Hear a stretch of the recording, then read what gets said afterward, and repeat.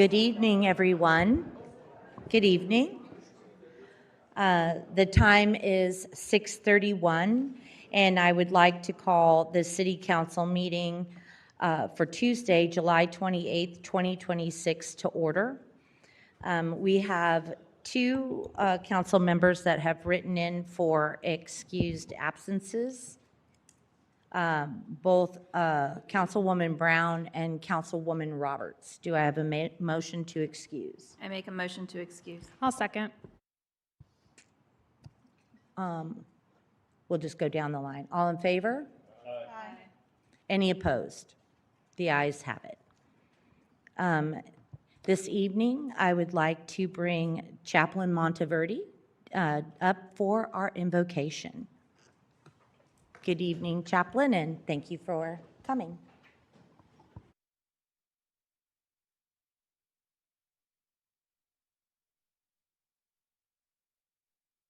We open our time in prayer.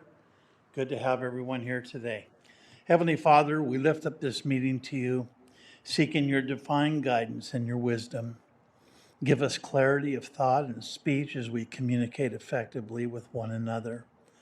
Help our mayor, council members, and our city manager to work together harmoniously with our citizens, respecting each other's viewpoints and contributions.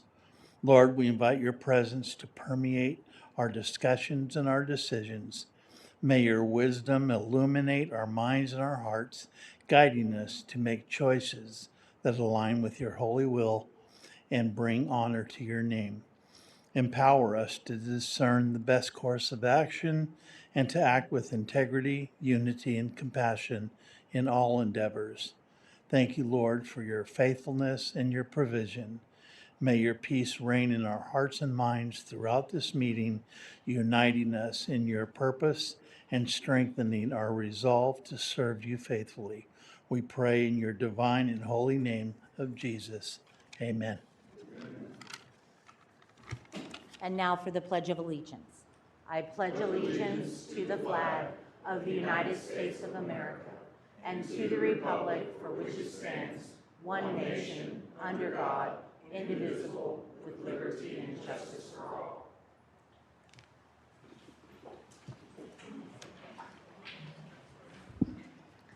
Welcome, everyone.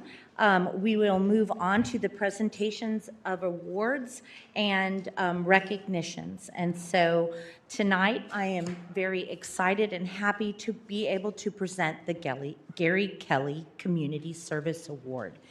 The Gary Kelly Community Service Award is awarded every year to an individual who has demonstrated exemplary volunteer service to our community. This award is to honor the memory of Gary Kelly, a Cibolo resident who served on several city commissions and committees and on city council. He dedicated many hours to the city with one goal in mind: make a positive difference. Through his selfless dedication, Gary Kelly did just that, and he helped make Cibolo a better place to live. This evening, I have the honor of presenting this award to Ms. Sherry McDaniels.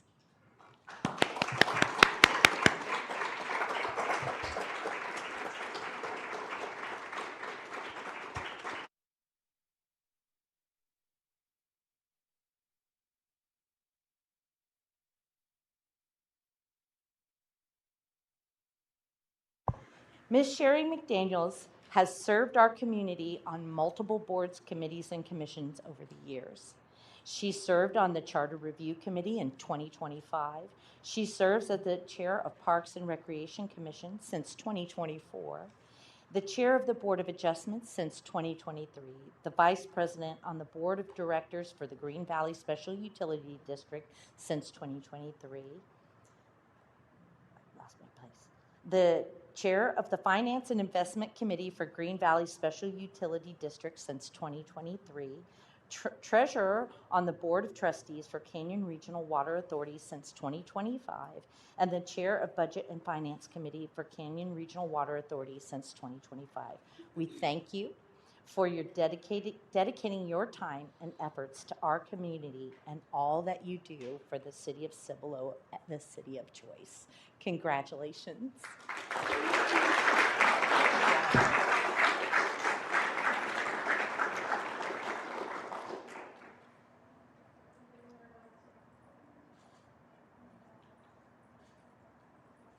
It's so exciting.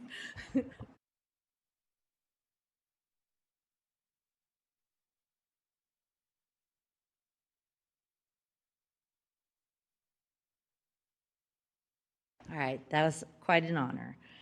All right, next we get to do a proclamation. That is that right here, okay.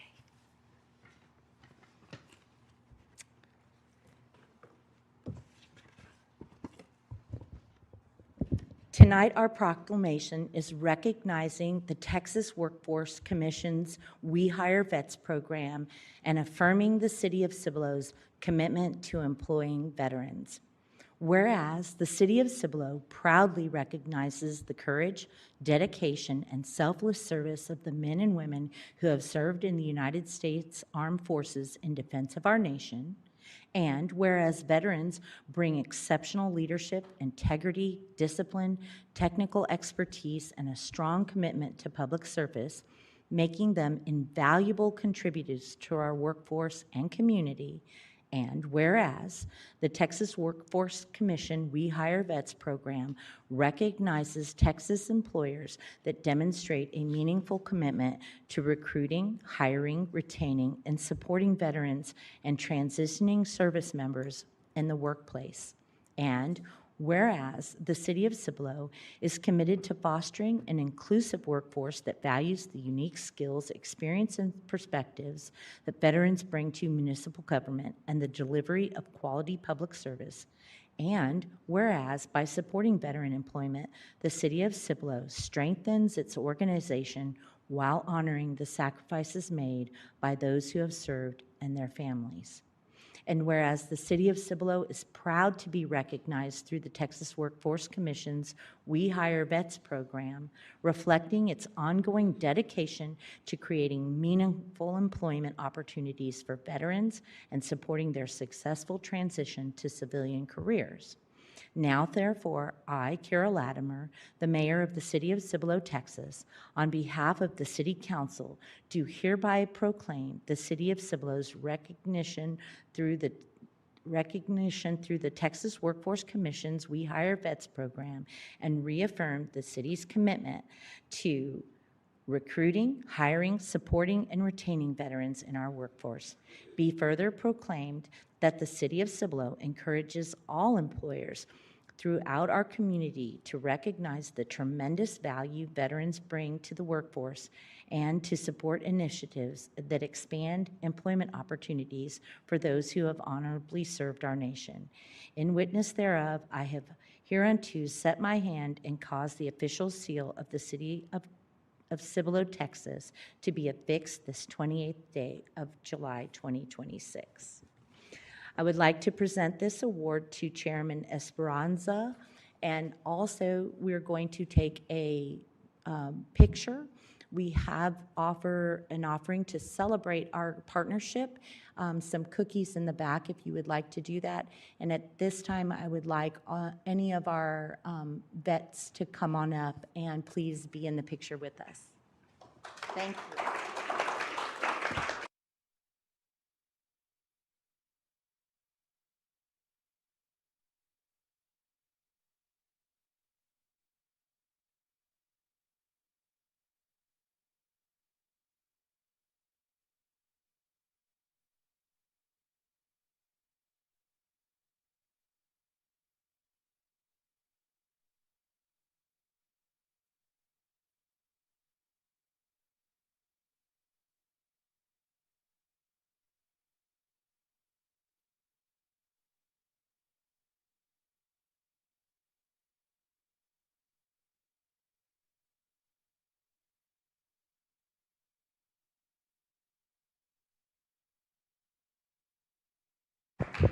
Thank you. And now I would like Chairman Esparza to please say a few words. Yes, ma'am. Yes, Mayor Latimer and council members, thank you all so much, and everybody who's here today to witness this.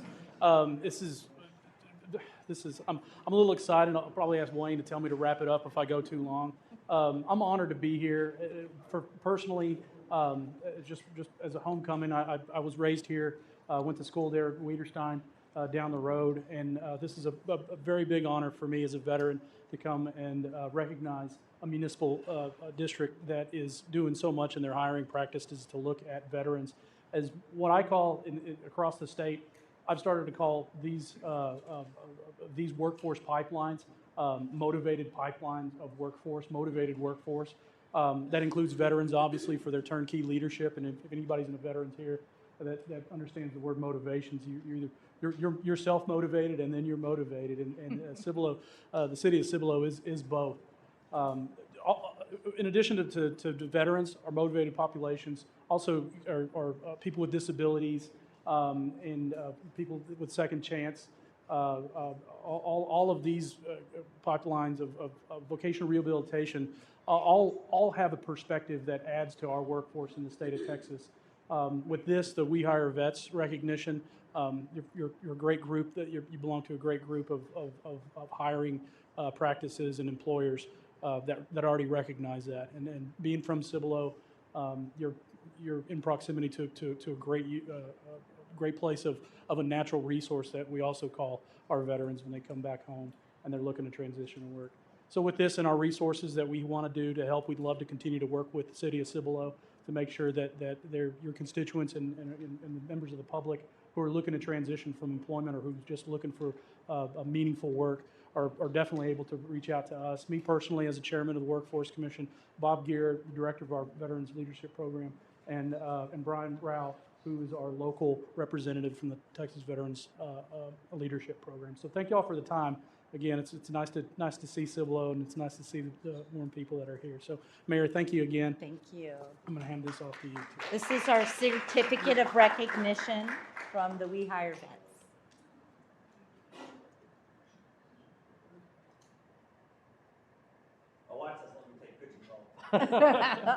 Wait, she's going to take Oh, okay, wonderful. Mr. Reed, do you want to be on this? Elizabeth? You know, she's like camera shy.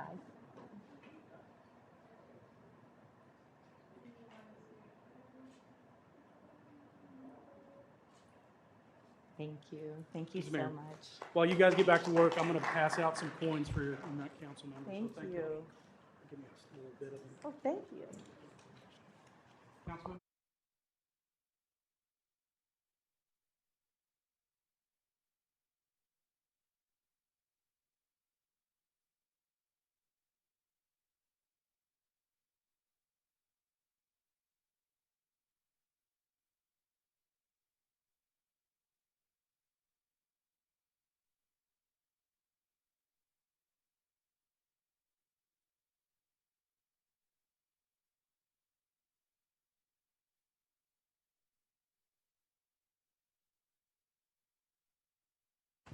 Thank you so much, gentlemen.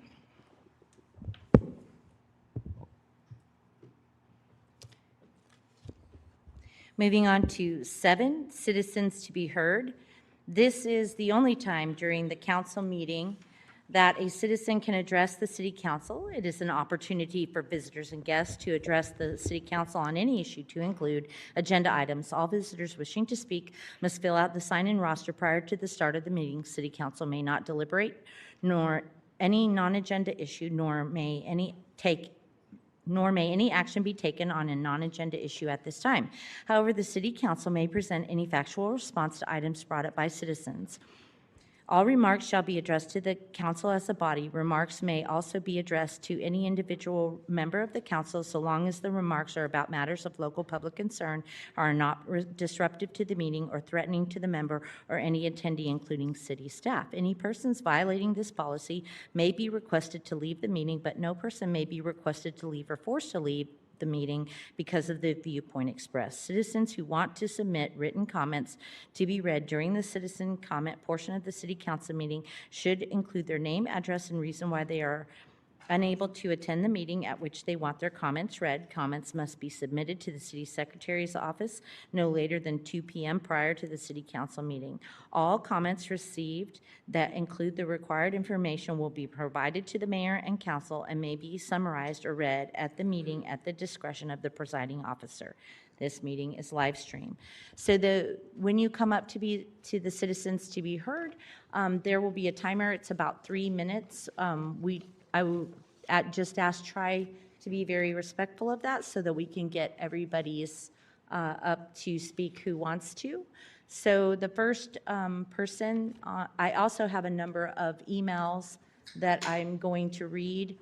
And I think I will start with the red emails. Oh, okay, we're going to start with the Joel Hicks. Good evening and welcome. Well, I'm missing going to my men's group tonight, so I signed up first so I could get in and out of here, if you don't mind. Mayor, council, I'm here to speak on the budget. I saw where y'all had a budget meeting last week. Staff's asking for $500,000 to renovate the building across that we purchased for $2 million. When it was questioned by several council members, me being one of them, that was going to be enough, and that what they were going to have to do was going to be covered, and they didn't have to. Myself and Mr. Benson questioned that, and now you've got city staff asking for $500,000 to do renovation. Y'all need to squash that right now. If they can't do with the budget that we gave them a year ago, then that's just too bad. The city manager, he's making upwards of $300,000. And then many of the staff here are making upper six-figure salaries as well. If you know, they're asking for consultants and studies. What are they there for? If they're making that kind of money, they should be doing the studies and the consulting themselves instead of going and asking for us, the taxpayer, who y'all work for us. Okay? Y'all need to quit working for the bureaucrats. You know, quit working for the bureaucrats. I heard many a times accountability. I don't see it. Y'all aren't holding them accountable. And you sat there and you said it time and time again. I'm running for accountability. And you know who I'm talking about. You're looking straight at me and I'm looking straight back at you. Many up here have said that they work for accountability, but y'all aren't holding people accountable. Just like the Old Town. Y'all removed it. I don't know who all's on the CIP committee now, but y'all took the Old Town stuff off because they're saying that they're going to wait for 1103 to be finished. I'm sorry, but Old Town is the ones that are suffering. I don't know if y'all drive through here whenever it's flooding. I call the mayor, I call Ms. Sanchez, I call Miss Brown. When it flooded a couple weeks ago, there's flooding happening on Hakerville Road and Lower Seguin Road, one that we just repaved. They had a foot of water on it, going across it. But yet we're gonna push that all off. It's gentrification. You know, y'all are pushing the Old Town people that have been here forever out. That's wrong. We're the ones that established this community. And I'm not for the data center. I didn't get up to speak that. I was here to speak about the budget. I'm the only one that voted, besides Ms. Sanchez, against the rezoning of that. Thank y'all. Thank you. Okay, I will call Lauren Torres. Good evening and welcome. Thank you for coming. For about 7 years. I'm a mom of 2 and married. I'm here today about the data centers. I understand the initial data center is expected to use about 33 EDUs of water, which is reportedly less than Walmart. But my concern isn't just the first phase, it's what comes next. The site is being built for 50 megawatts today, but it has the potential to expand significantly with future approvals. Developers are saying that they plan to go up to 150 megawatts, but the design is a max possible of 200 megawatts based on the current land they've purchased. Once the data center is established, it can make the area more attractive for additional industrial development. We should be considering the long-term impact, not just today's proposal. This isn't just about tax revenue. It's about protecting our property values, our quality of life, our natural resources, and planning responsibility for the future. As these facilities grow, residents may face increased noise, light pollution, greater demands on water and infrastructure, and potential impacts on local wildlife and the character of nearby neighborhoods. While the current site is in the I-10 Raceway property, future expansion could bring industrial development closer and closer to residential homes. Cibolo should require a conditional use permit, or CUP, for data centers, so each proposal is reviewed individually and requires City Council approval through a public process, rather than being allowed by right. We should also consider adopting an ordinance similar to San Marcos, which I've heard is controversial. Whether or not it ultimately withstood a legal challenge, it appears to have discouraged developers from pursuing projects there. Instead, they shifted their attention to communities like Cibolo, where fewer local restrictions exist due to rezoning. Strong local policies send a clear message about the type of growth our community wants. Growth is important, but residents deserve a meaningful voice before large industrial developments are built next to our neighborhoods. Since I have some time, closed-loop water systems put forever chemicals, PFAS, and also to prevent rust and algae growth within the sealed pipes, data center operators often add heavy industrial biocides, corrosion inhibitors, and specialized PFAS-based chemical treatments into our water supply, as they have to bleed the pipes every so often and occasionally flush the system. They cause chronic noise and vibrations. They also have regular testing of diesel generators, which cause chemical emissions, which have been studied to cause increases in asthma and cardiovascular diseases.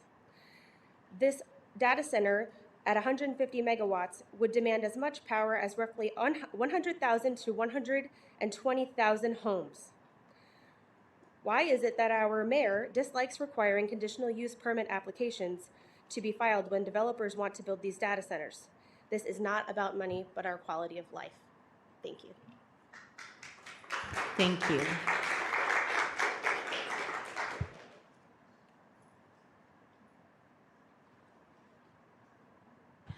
Charles Frederick, good evening and welcome. Thank you. Hello, my name is Charles Frederick. I've been here for a few years now. I'm an environmental engineer. I've been, working at a plant for a number of years now, and I had some concerns that you so eloquently put out towards the council had expressed, and I would like to echo a lot of them. I'm concerned about their environmental impact. I don't know if there has, I apologize, I don't mean to take up time, but I am concerned if there has been environmental studies done with them, if there's been an environmental impact statement from them, if there's been a wastewater permit put in from them, because even though it is a closed system, they still create wastewater, and that has to be something that has to be taken into account, as well as their electrical impact on our grid. I don't know if anybody remembers, but a few years ago during that winter, we all lost a lot of power, and I worry that an additional strain on our electrical grid could cause problems, especially if there's another disaster to happen. I just want to express caution and concern, and again, you gotta hit the nail on the head for all the other issues, but that's my concern. Thank you. Thank you.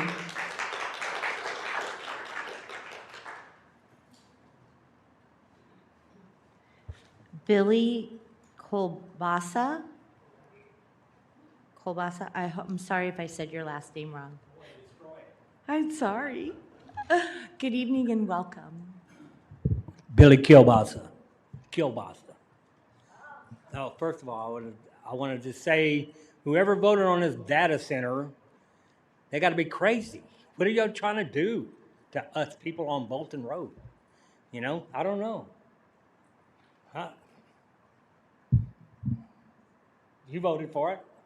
But anyway, I'm just, what is this going to do to our electric? What is it going to do to our water? What is it going to do to the pollution in the air? These things are just waiting to happen, and they got all these new subdivisions that are surround. I went out there to live my life out. I can't do that no more because you know what? They're surrounding me. I cannot even sell my house because no one wants to buy it with a data center down the road. Nobody wants it. You got to be realistic about this, and I don't think, Cibolo, I can't believe that y'all actually voted. Did y'all vote on that to say yes? Did you say yes? Did y'all say yes? There was no vote. Y'all said no? No, there was no vote, sir. It was There was a- no vote? Correct. They just built it. They're just going to build it without anything with Cibolo being involved in that.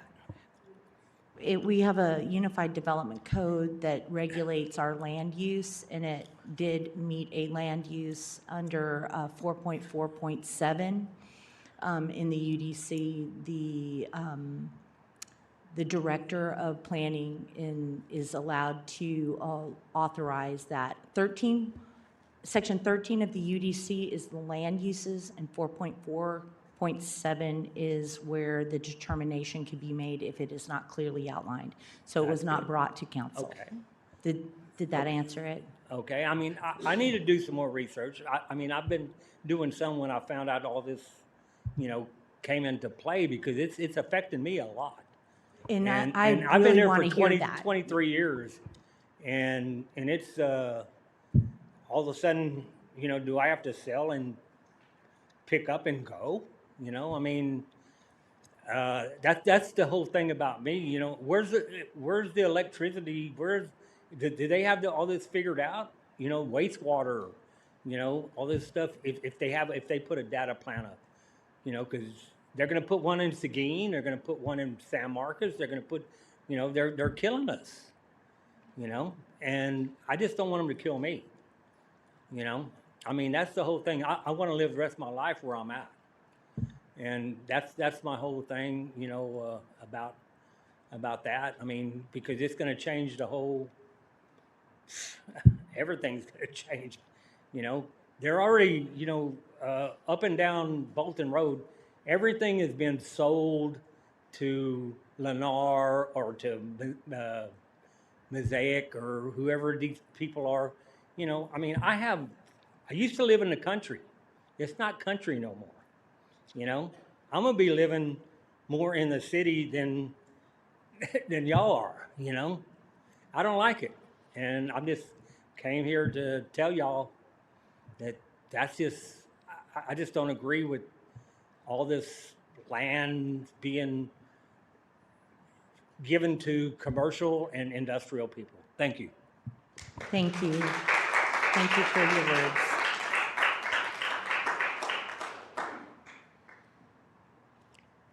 Kendra Esquire? Esquivel?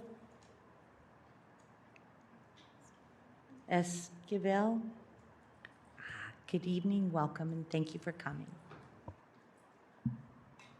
I want to thank everyone for their time. Kendra Esquivel, a proud citizen and resident of Cibolo, Texas. As a resident of Cibolo, I echo the concerns of my fellow citizens. I do not support the proposed data center. Our community has lived with water restrictions for years. I do not believe this project is in the long-term well-being of our residents. Thank you for your time. Thank you.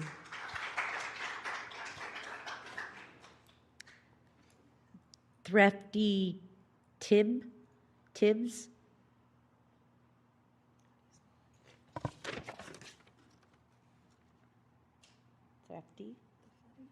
Thrifty? Good evening and welcome and thank you for coming. Yeah, I've been in Cibolo for the last 11 years, and this is not fair to none of us. Businesses are coming out here. Council Building, 1103. They've been working on that for the last 9 years. We have no word. I understand one thing. We voted for y'all. We put y'all in office.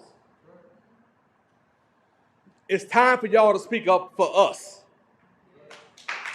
For us. Not so much all these businesses that's coming out here.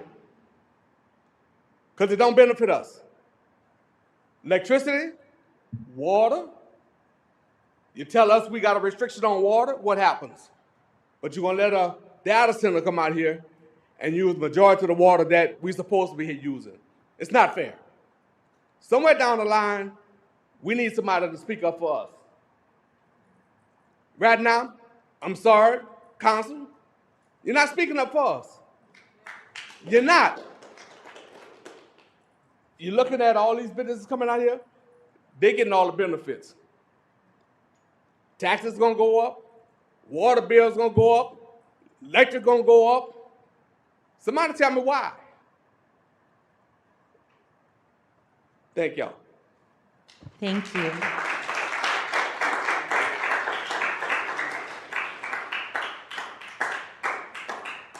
Now, I would like to read the emails that were written in from citizens to be heard.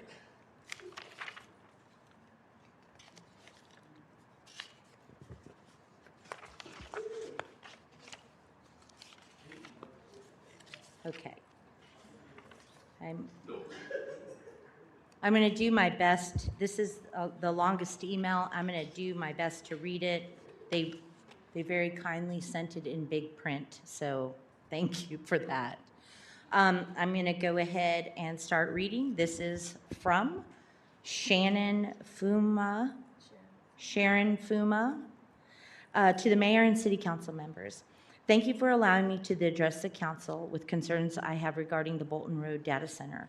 First and foremost, I'd like to address the biggest thing that both surprises me and disappoints me about the Bolton Road project, and that is that there is very little official public information about the project itself from what I've seen and read, and could be wrong. Our city's published development projects reports have listed data center at 1000 Bolton Road for many months. True enough, but its status has consistently remained pre-application, which to me means that the developer has met with city staff, but that detailed engineering plans, utility studies, or zoning applications either have not been filed publicly or have not yet reached the public hearing stage. As a resident, I find that extremely disconcerting.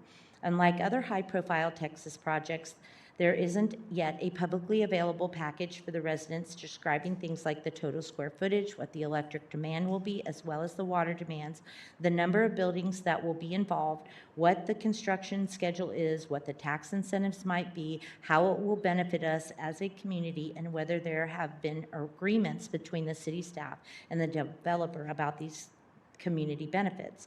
The fact that this information has not been forthcoming is perhaps why there has been so much speculation, leading to so much fear and contention in our good town.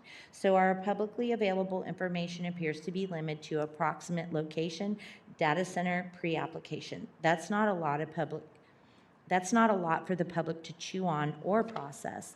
The only thing I can surmise is that perhaps some of the information was sorted out in the initial zoning details in 2026, but those details would not have been data center specific.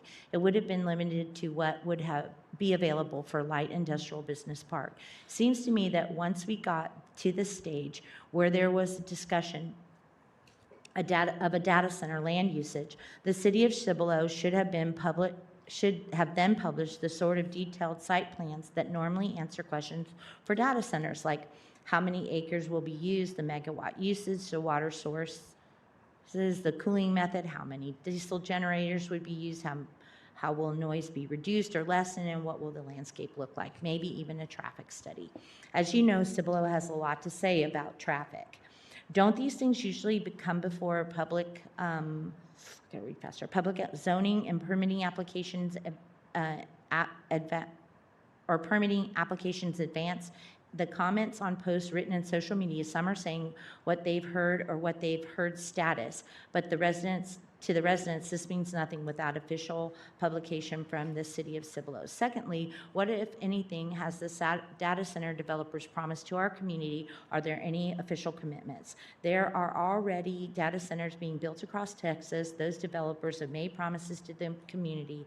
I've heard that data centers could offer us, they're looking for water usage, how much fresh water, reclaimed water, what happens during a drought, electricity, will this stress ERCOT? She's concerned because of URI, noise, are they going to have cooling fans, industrial HVAC, diesel generators? All of that makes noise. And finally, that she understands that our cities in Texas have the power to control what happens within their limits through land use and utility control. I also understand there's a loophole in the law that data center developers can build in areas outside of city limits. So my question is, where are we in the scheme of land use laws? Thanks for the time for sharing my concern. Okay. I'm sorry I wasn't able to read it completely. Thank you.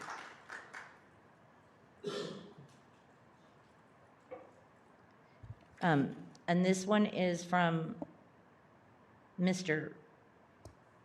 Fuma. As we are discussing the data centers, I have a question that I didn't think to ask. He would like to know my husband would like to know, what is the projected decibel level every 100 yards to the actual distance of the closest resident or business? Is there a decibel level restriction in place in that area of Cibolo? Thank you for listening and for taking this question.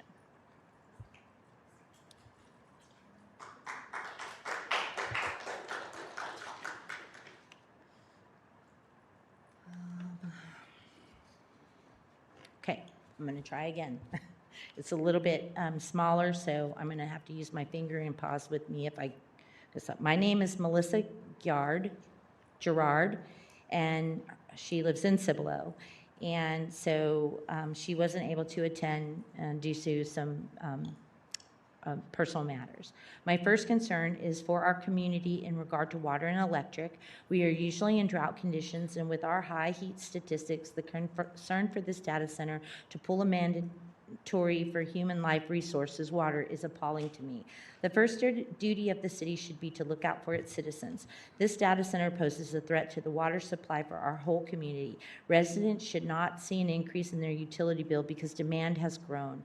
My understanding is Cibolo does not own the water we get. We are reliant on an outside source. This seems to be a very big gamble. Circumstances and situations change all the time. The city shouldn't put the community in the position to not have affordable water. The city has grown immensely over the years, and while I do believe Cibolo is trying very hard to grow in a responsible matter overall, this is a huge step backwards.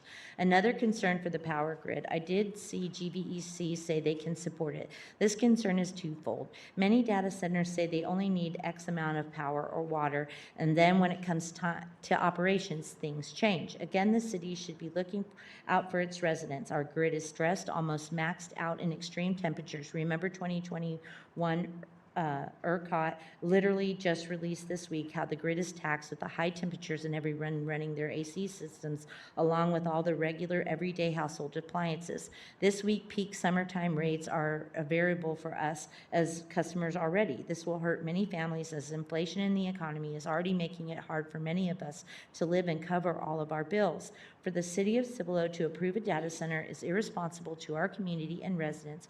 Residents could face double the amount we already pay for power, completely unacceptable. In regards to human and animal life, noise associated with the data center could make residents' property values tank. The constant humming or testing diesel generators will affect people's quality of life. People move to a rural area for a reason, peace and quiet and space. The constant hum can stress animals, mess up mating, nocturnal animals can become disoriented and more. Farms located near other data centers report every single calf born after operation is stillborn. This will mess with our farming, our food supply chain. Continuous operation can create localized spots that are hotter than, which will disrupt animals and alter their environment. Along with these environmental concerns, air pollution is another concern. This data center must be stopped and should have never been allowed in our city. Shame on the city for approving this project. You've betrayed your community. I do believe data centers aren't going anywhere, but there must be more studies done to confirm the environmental effects for humans, for animals, food supply, utilities, et cetera, to ensure our quality of life. I don't believe Texas is the state for data centers, but especially Cibolo should never have any data centers. Wait, I got a little bit more. While the city has, I'm sorry, I just took a pause. While the city has grown, we can still hold onto our small town charm. Data centers will ruin the charm. And frankly, many may look into moving to an area that doesn't allow data centers, even with all of the tax money coming in from data centers. If residents leave fiscally, the city will not be any better than it is right now. Thank you for your time in this matter. Sorry. Now.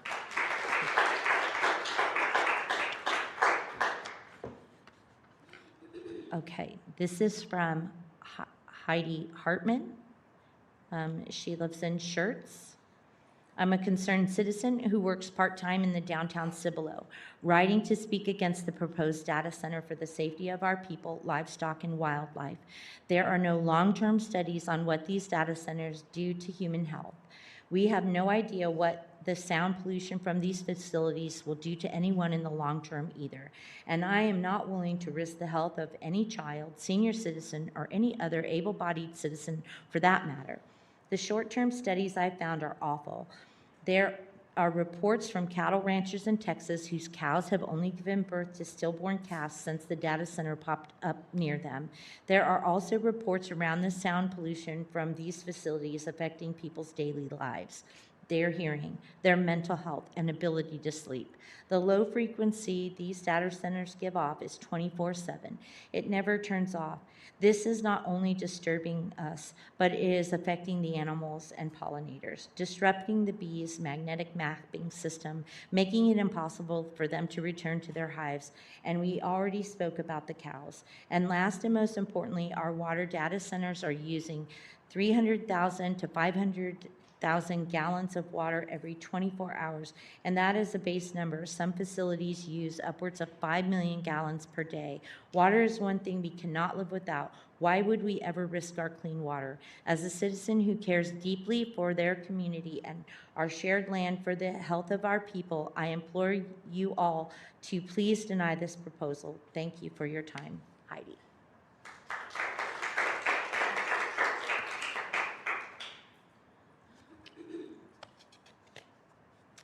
The next one is from Chloe Gomez.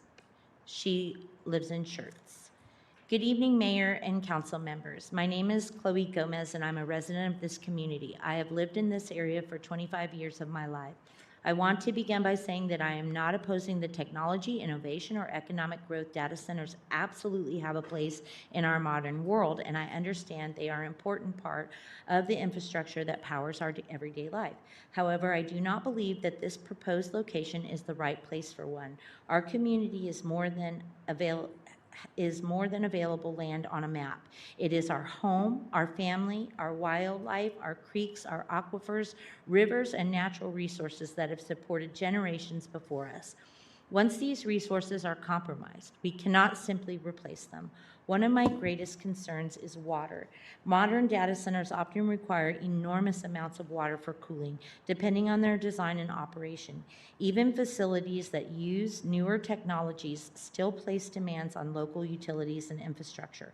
In a state where drought has become increasingly common, every decision regarding water should be made with wisdom and care. Water is not simply another utility, it is one of our most valuable treasures. I also worry about the long-term environmental impacts. Increased industrial development can affect nearby waterways through runoff, construction, habitat disruption, and increased pressure on local ecosystems. These impacts are not always immediate, but they can be lasting.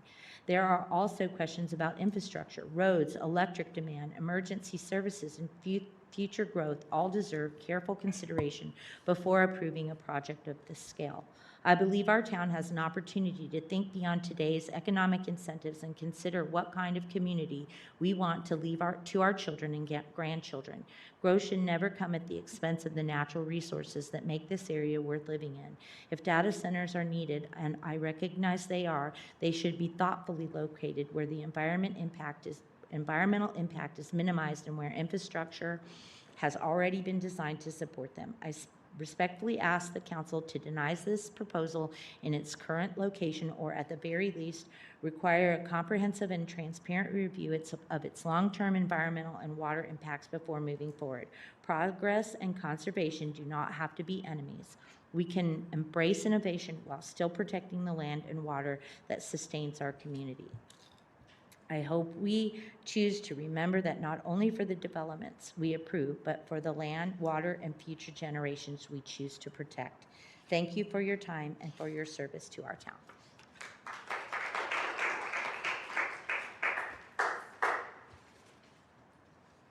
Okay. I just want to make a fact statement that there will be a presentation on the data center information that will be shared. Councilwoman Patterson has brought that forward to answer some questions and concerns. And there was a statement made that I oppose regulating data centers through a conditional use permit. I absolutely do. I think you guys should have the law, and the law should stand. And it shouldn't be based on whether there's a pro or a against person the next time. Everybody should know this is the law that we as a community have come up with, and these are the laws that we are going to enforce. That's why I think a cup is a dangerous tool to use, because you never know which way the political winds are going to blow, and the law serves you, the residents. So we will have that information, and there is going to be a town hall that will be announced here shortly. So I want to thank each and every one of you for coming out this evening and expressing your concerns. All of us take them very seriously and appreciate the time you spent to let us know tonight. Thank you.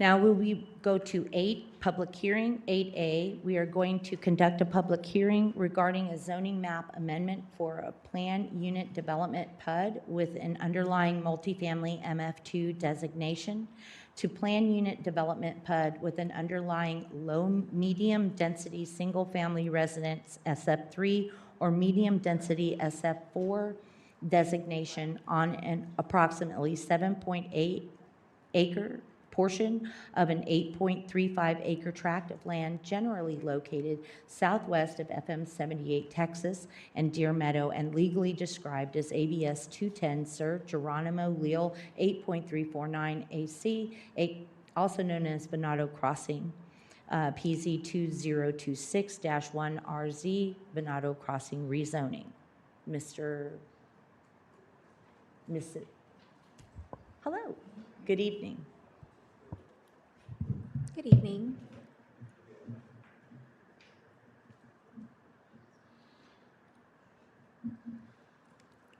Okay.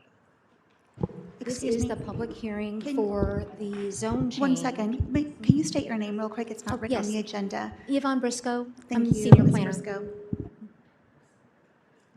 So this is the public hearing for Venado Crossing. The change is to keep it planned unit development, but go from MF2 to single family 3 or single family 4. Hold on, I went too far. The property is 7.8 out of 3.5 acres. City Council actually did initiate staff to bring this zoning map amendment forward, and really just to better regulate the development. The future land use map shows the current place type is compact residential, and then it is also currently zoned planned unit development. The proposed change would keep it planned unit development, and then just amend the current planned unit development so that they do have, it would look very much similar to the existing single family that surrounds it. The current land use is that it's currently undeveloped. There is a portion on the southern area that has Hertz Trail cul-de-sac that was developed as a temporary turnaround as part of Unit 3. Staff sent 63 notices to the property owners within 200 feet of the site. We received 4 return notices from people in the notice area. Those are shown by the dark green stars. We also received 15 additional emails, all in favor of the request or opposing the existing multifamily.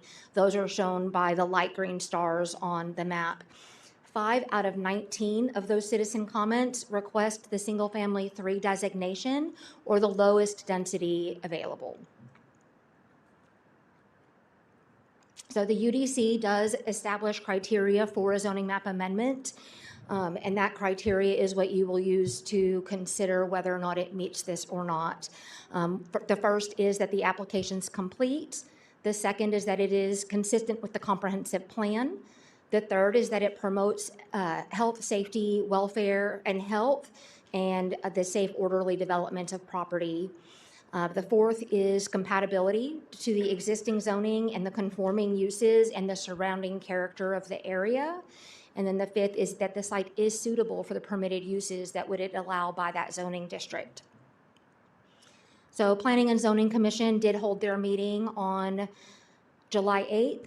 They did recommend approval to change to the low to medium density SF3. They made that vote by a vote of 7-0. And that concludes staff's recommendations. Thank you. So the time is now 7:23, and I will open the public hearing.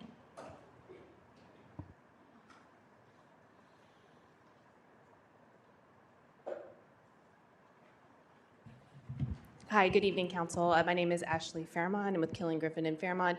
I'm here tonight on behalf of the owner of the property.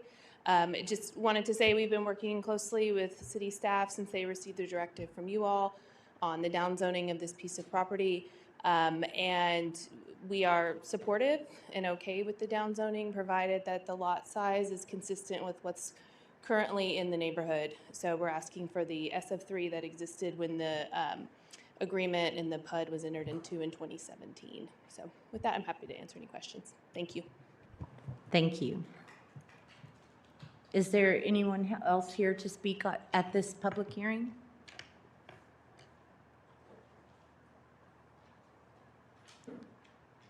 All right. Seeing nobody else, I will close the public hearing at 7:24.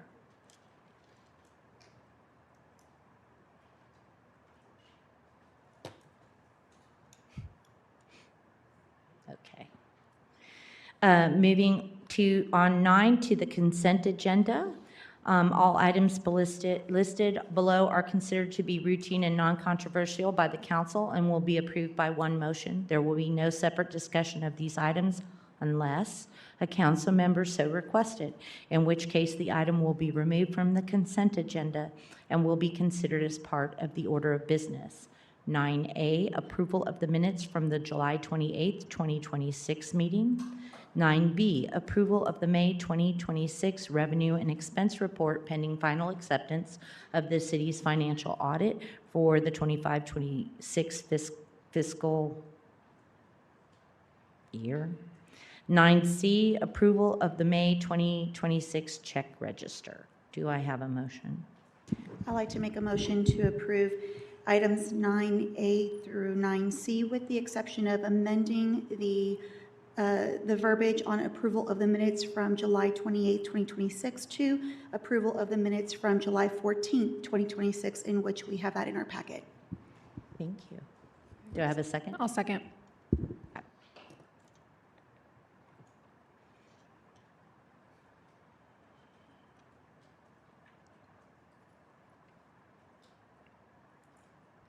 No, this is votes attached to 8A.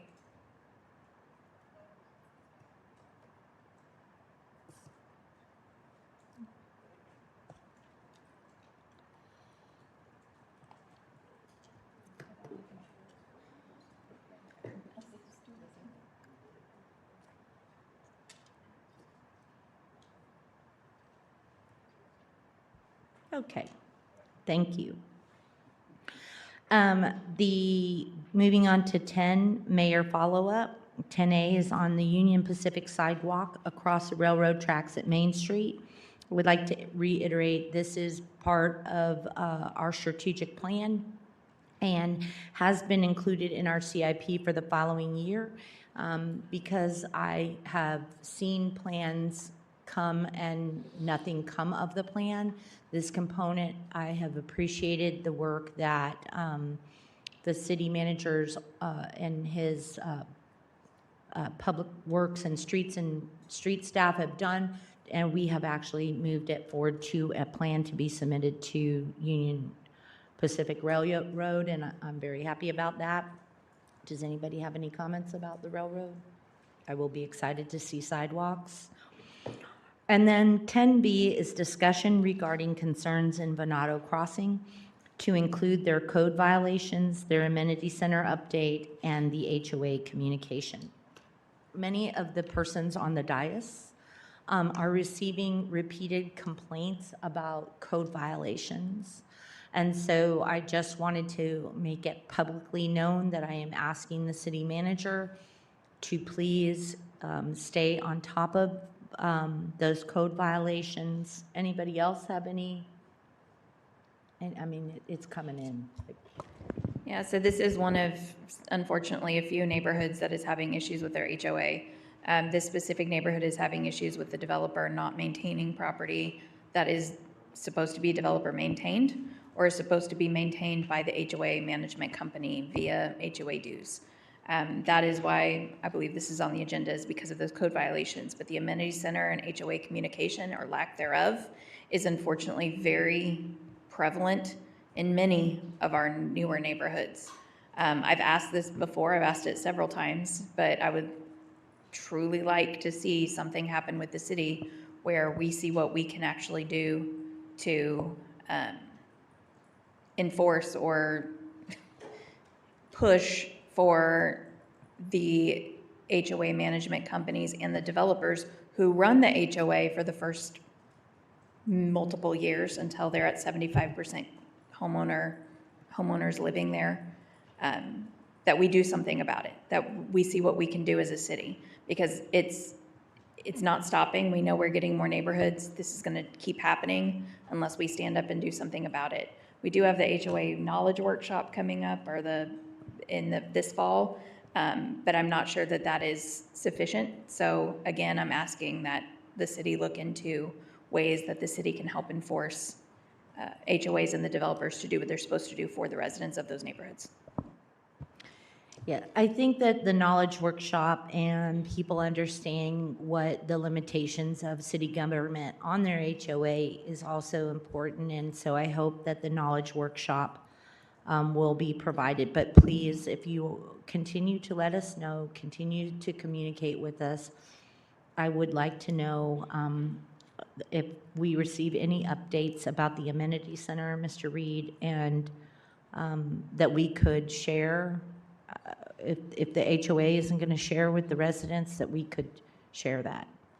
So that being said, Venado Crossing is a beautiful subdivision with lovely homes and great people.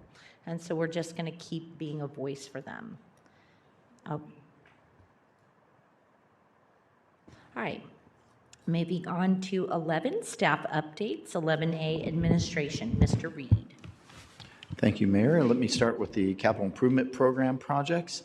I have my email ready to hit send, so after I give you this update, that will be in your inbox.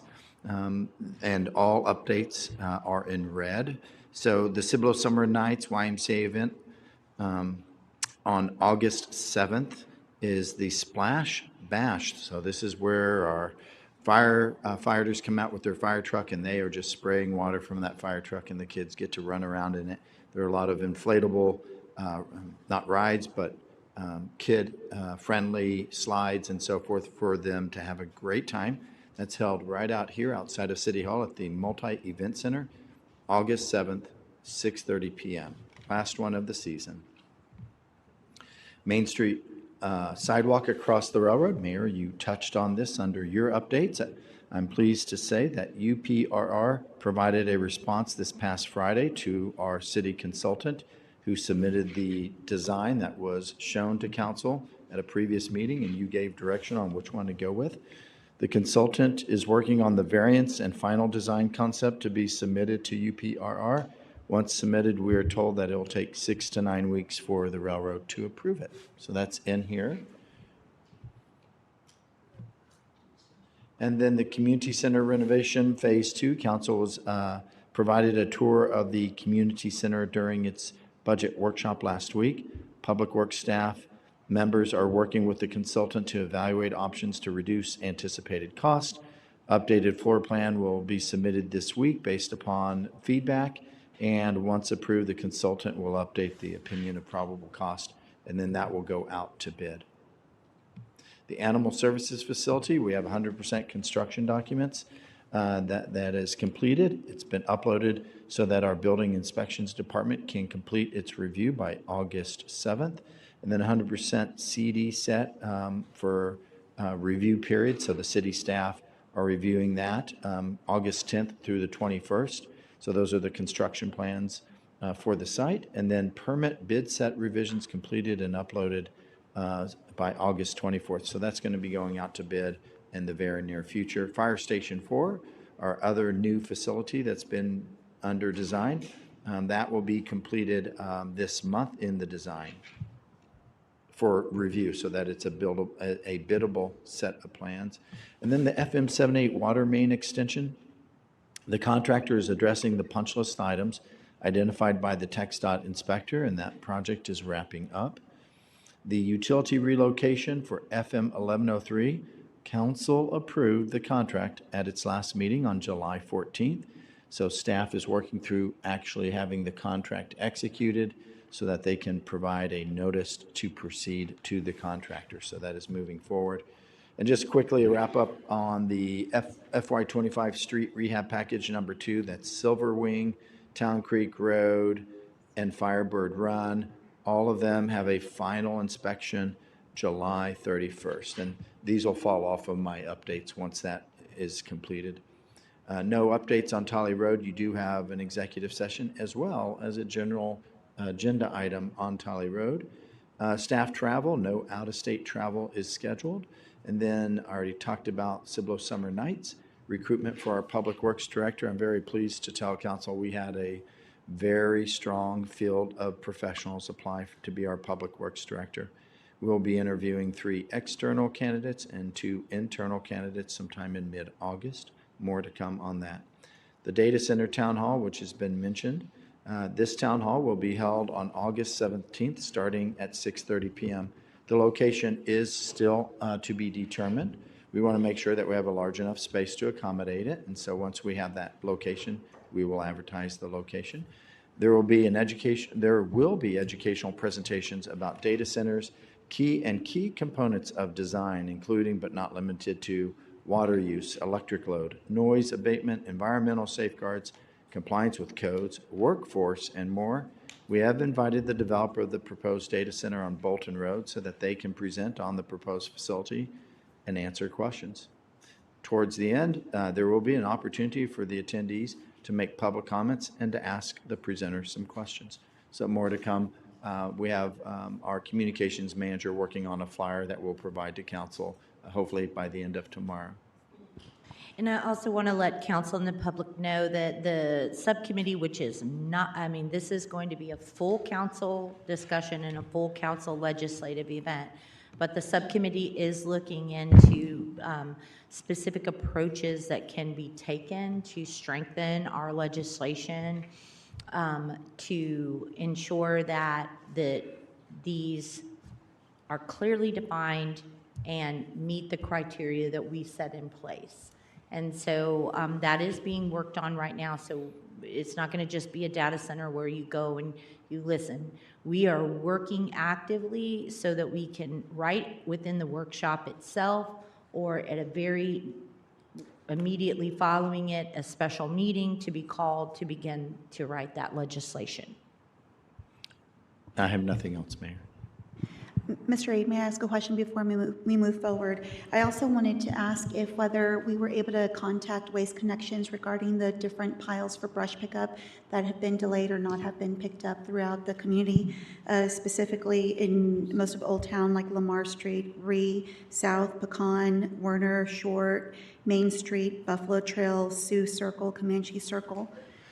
I don't have an update on that, Mrs. Sanchez-Stevens. If I could get that list one more time from you, I will Absolutely. I'll put go ahead that and email out that to you.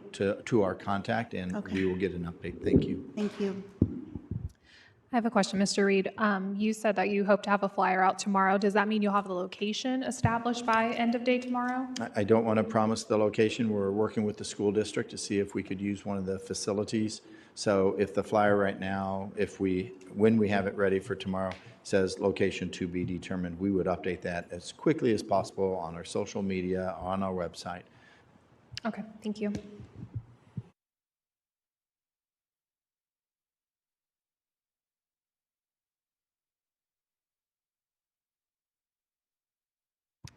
Eleven B, the Fire Department Monthly Report.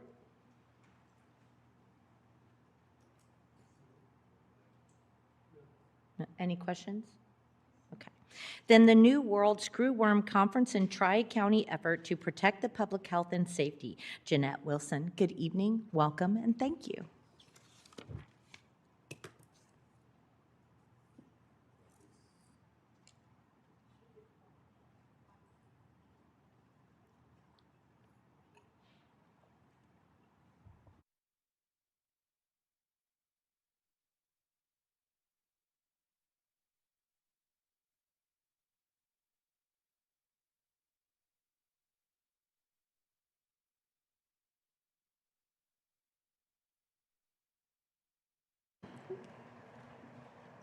While you prepare your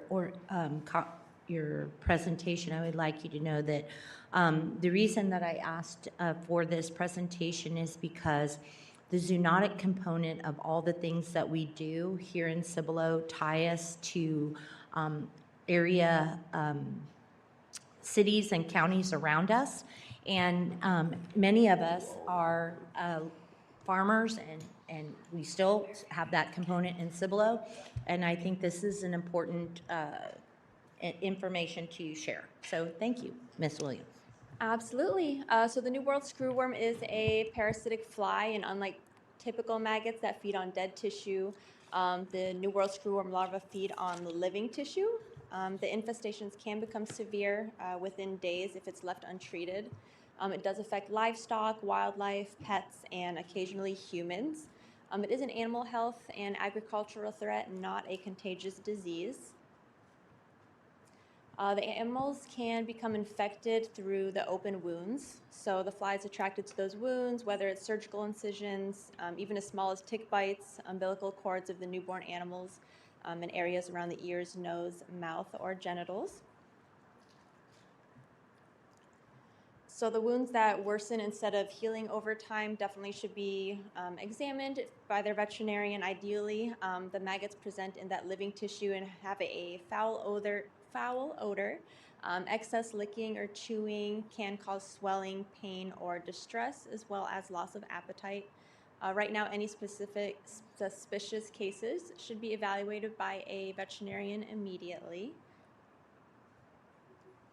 So right now, the Animal Services proactive measures, we are currently educating staff on identifying and reporting procedures. Myself, as well as one ACO, is already a certified inspector, so if there's a citizen that has questions and they maybe can't get to a veterinarian quickly, we can go and take a look and see what we think there. We do have a specific kit that we could take a sample to and send it off directly as well that I got from the Department of State Health Services. We are monitoring updates from the USDA and the Texas Animal Health Commission, as well as working with local veterinarians and animal partners. We've been providing public education on wound care and reporting suspicious cases as well.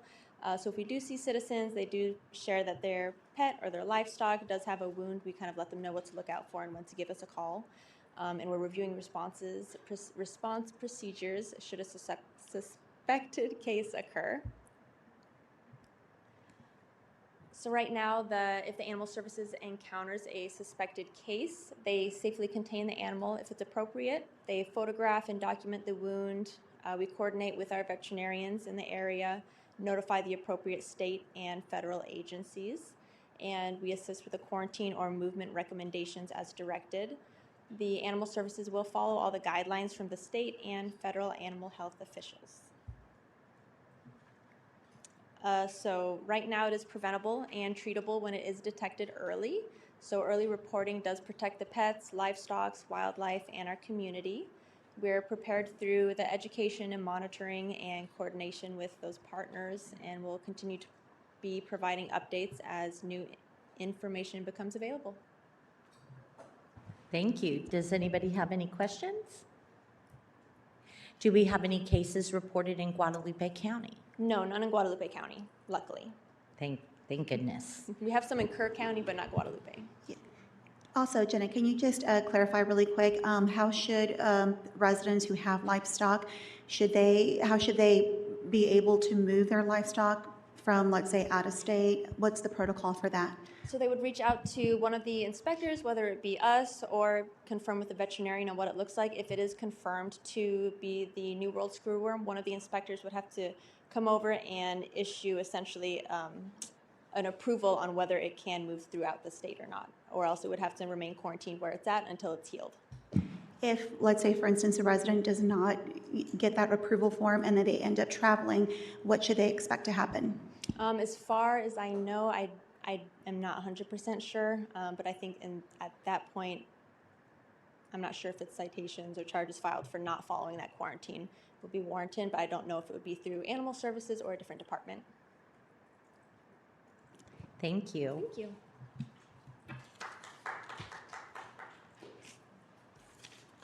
All right, moving on to 11D, Public Works Monthly Report, for the June monthly report from the Public Works Department. Do you have any questions?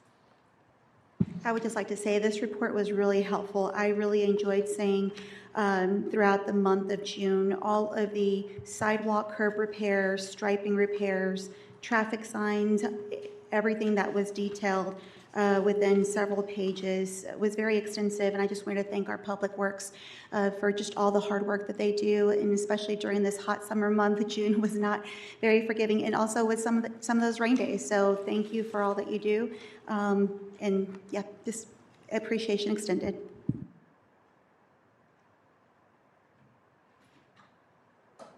Any further questions?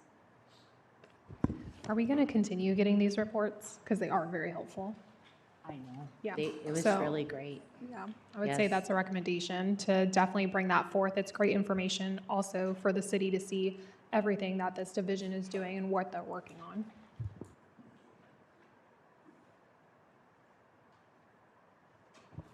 I really appreciated it.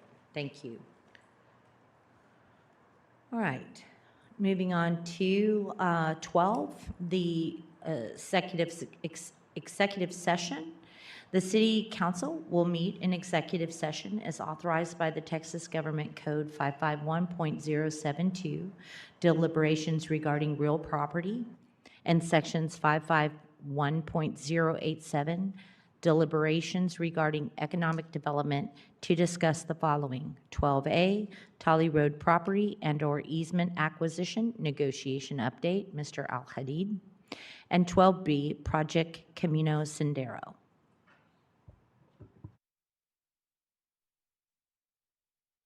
The time is now, I forgot that part. The time is now 7:45, and we will convene into executive session. Thank you.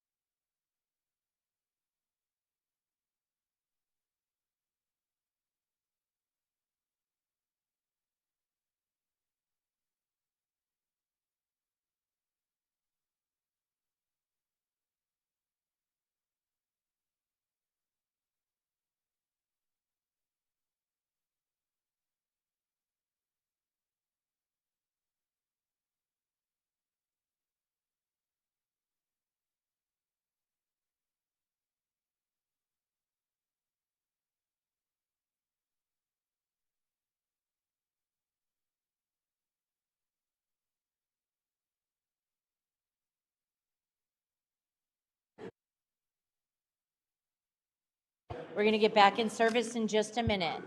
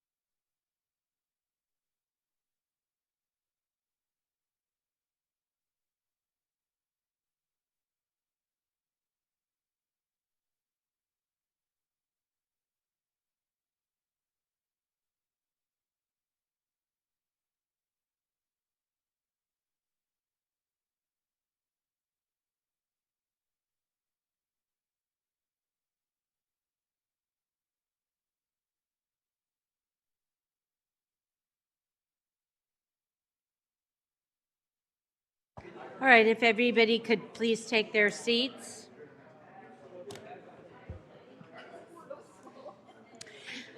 The time is now 9:44, and we are going to, I'm going to call us back into regular open session, and no action or direction is taken at this time. I'm going to go ahead and skip down to 16B out of respect for Commissioner Wolverton that's here. We're going to have 16B is discussion action to authorize the city manager to negotiate an additional service. Oh, my bad, 16A, my apologies. I mean 16A. Discussion action on a memorandum of understanding between Guadalupe County and the City of Cibolo concerning the construction and ongoing operation of additional kennels to serve Guadalupe County's needs at the city's future animal services facility. Mr. Huggins, good evening and thank you. Thank you, Mayor. So, good evening. Guadalupe County Commissioner Wolverton, who's back in the back here, and Sheriff Way have met with the City Manager's Office and Chief Andres to discuss their need to address improvements to the county's current animal shelter. Staff have given an overview of the city's plan to construct a new animal shelter within the city of Cibolo, located at Hakerville Road and Schaefer Road. The county has asked if the city would consider expanding our new facility to accommodate more kennels to house dogs that they take into custody, as they do not house cats. The county would cover the cost to design and construct those new dog kennels, and they understand that there would be a need to cover the cost of ongoing maintenance and operations related to those kennels. The county's intent would be to take look into doing an agreement to cover the associated costs, and the proposed arrangements would essentially turn the city's future facility into a regional animal services facility to serve the citizens of Cibolo and the residents of unincorporated Guadalupe County. If council supports exploring this request, city staff would first work on an MOU to define a scope of the exploration and a timeline by which both entities would have to return to their respective decision-making bodies with a term sheet for an ILA. The next step would be for both entities to approve an MOU, which would be take probably 60 to 75 days for consideration. Therefore, we would work work on the new ILA terms based on an approved MOU, and if council supports exploring this request, the city would not delay the process with which we're going to now for an intent to bid on our city facility.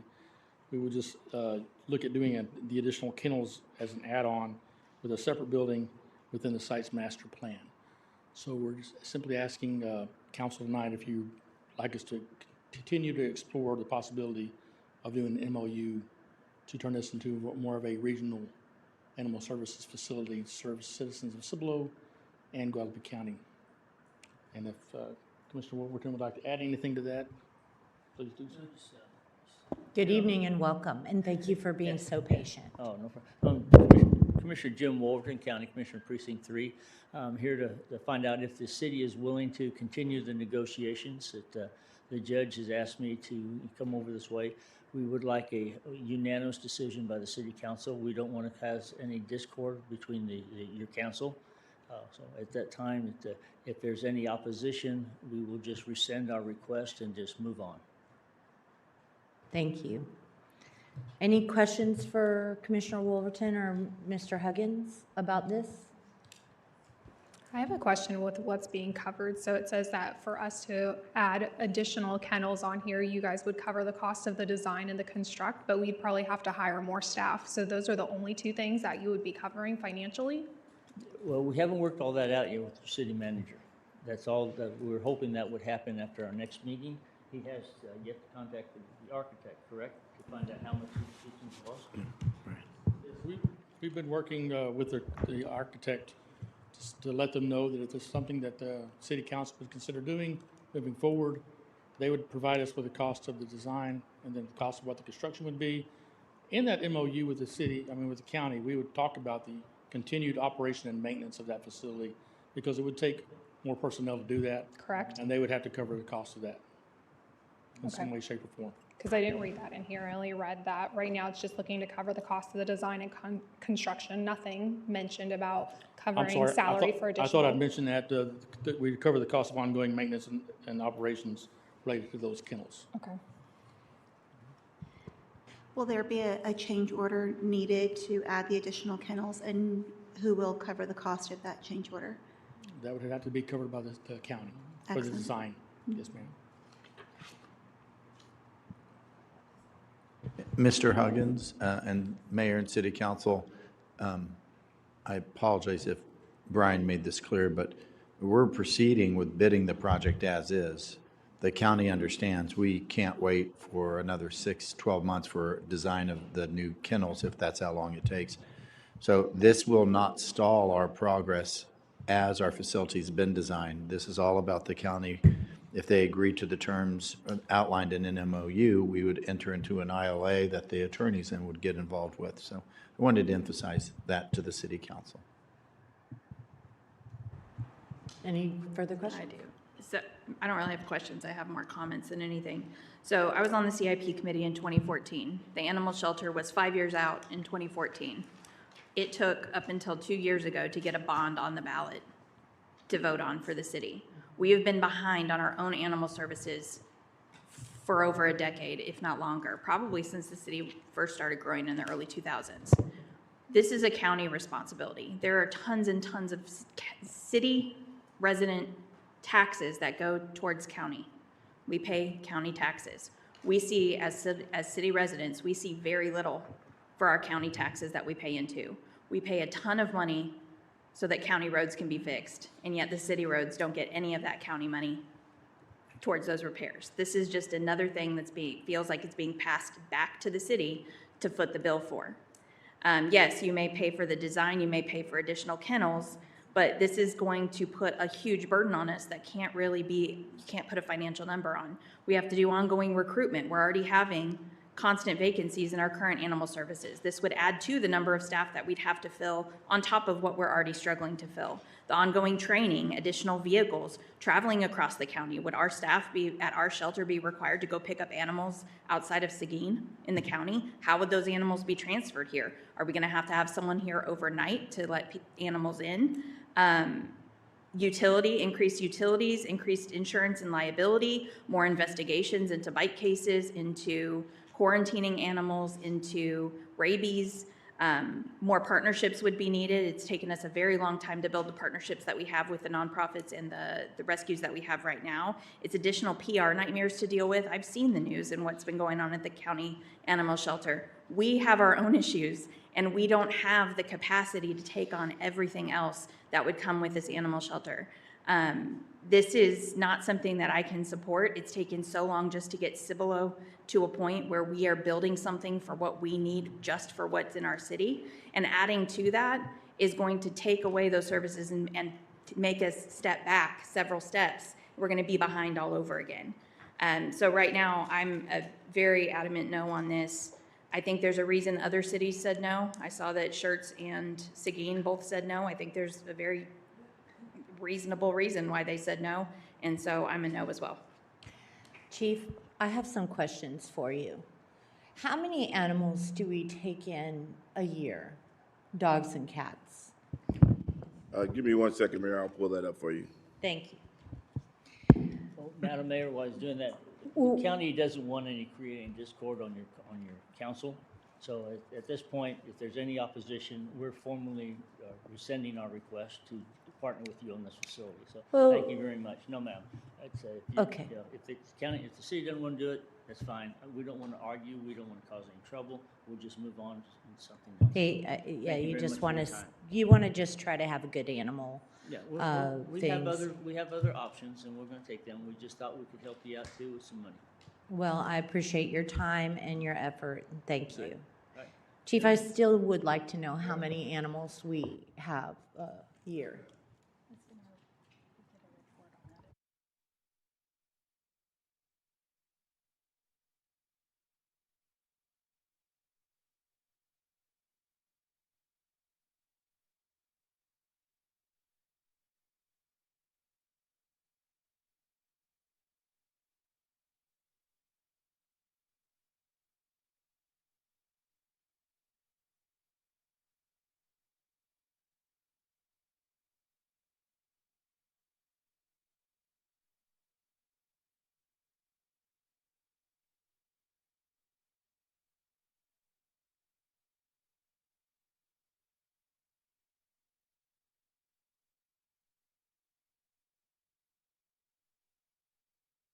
It's,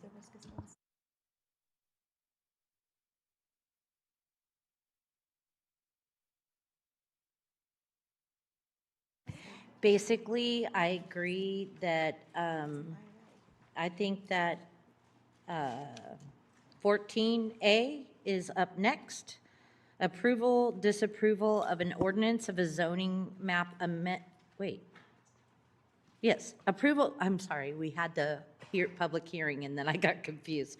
Approval, disapproval of the ordinance, of an ordinance for a zoning map amendment, rezoning for the Plan Unit Development PUD, with an underlying multifamily MF2 designation to Plan Unit Development PUD with an underlying low-medium density, single-family residential SF3 or medium-density residential SF4 designation on approximately 7.8 acre portion of an 8.35 acre tract of land generally located southwest of FM 78 TX in Deer Meadows and legally described as ABS 210 Sir Geronimo Leal 8.349 AC, AKA Venado Crossing, PZ 2026-1-RZ, Venado Crossing rezoning. Hi, Yvonne Briscoe. Briscoe. Hello, Good Mayor, evening. Council. So just to remind you, Planning and Zoning Commission's recommendation was for a SF3 underlying zoning designation. So that's what the ordinance that was included in tonight's packet is for. And their recommendation was to recommend approval of that SF3. Any discussion, or do I have a motion? I'd like to make a motion to approve ordinance 14A as written. For SF, do they have to delineate SF3? Or is it written for SF3? It is. It was Okay. written for SF3. Okay, thank Yes. you. I just wanted to verify. I have a motion, thank you, and a second.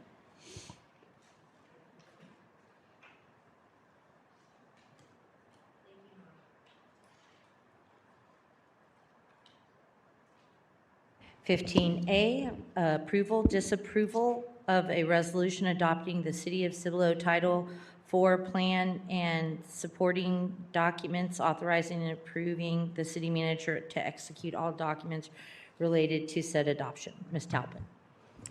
Good evening, Mayor and Council. Before you tonight is the that city's six? Title VI plan for your consideration and approval. This plan is required to demonstrate the city's commitment to ensuring that programs, services, and activities are provided without discrimination based on race, color, or national origin in accordance with federal law.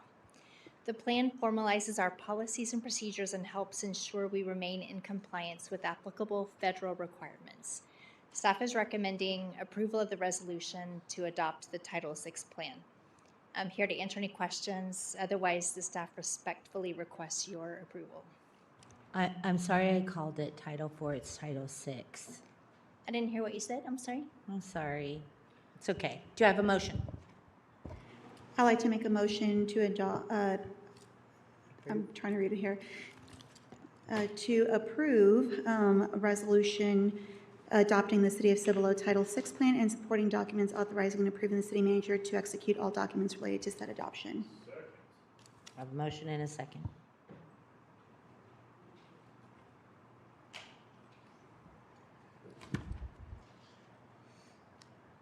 Thank you. Thank you. I just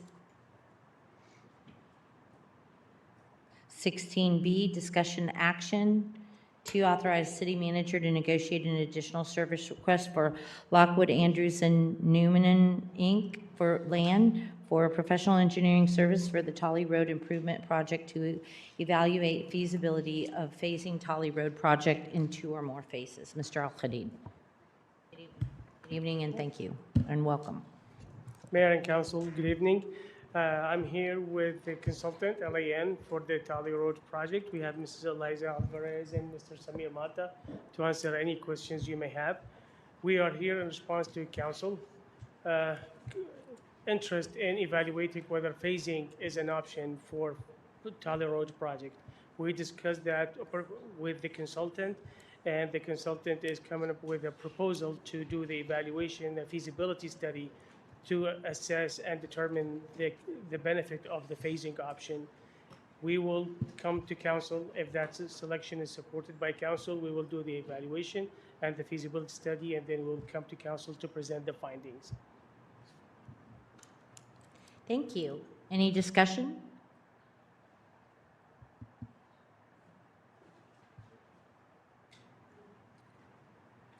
No?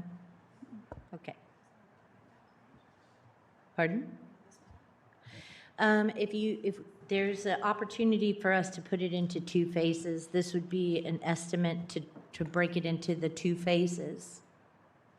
Is that what this would be for? Is for you to go out and give us an estimate of what it would take for you to break it into 2 phases? The proposal as it's written right now and provided by the consultant is to do a feasibility study to see what exactly takes in order to phase. And number 1. And number 2 is what is the benefit and pros and cons for phasing that project. So they would come with a report that says that? And a recommendation. And a recommendation. Okay. Do you have a motion? Or nobody seemed to want, we good to make a motion?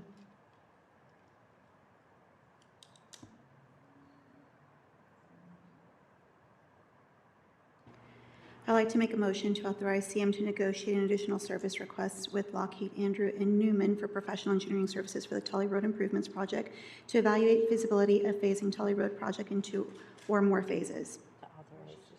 Yes. Have a motion? I'll second. I have a motion and a second. Thank you. Thank you.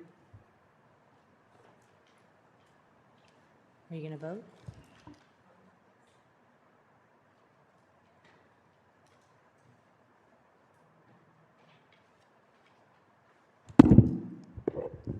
Discussion action regarding an economic development, I'm sorry, the motion passed.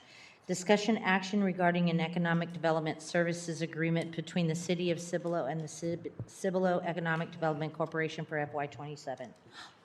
Hi. Good evening, Mayor. Good evening. Council. This agreement generally comes before this body every year. It's usually not changed much, but this year it's changed, and it's changed considerably. The Economic Development Corporation, during their budget retreat, were advised of the intent to move economic development salary, so my salary and Mr. Killian's salary, and a third of Rick's salary into the economic development fund. Outside of that, and some minute changes related to possible position titles, the MOU stands as the same it has previous years. In your packet, you have the red line copy that shows you the additions, subtractions. We worked with the city manager's office, Frank Garza, CEDC Legal, the EDC board. We're bringing it to you for consideration to approve this agreement. It would be effective October 1, and it would run through September 30th, which we would come back this time next year with another amended agreement. Thank you. Any discussion? Do I have a motion? Motion to approve the professional service agreement between the City of Cibolo and Cibolo Economic Development Corporation for fiscal year 2027. Second. I have a motion and a second.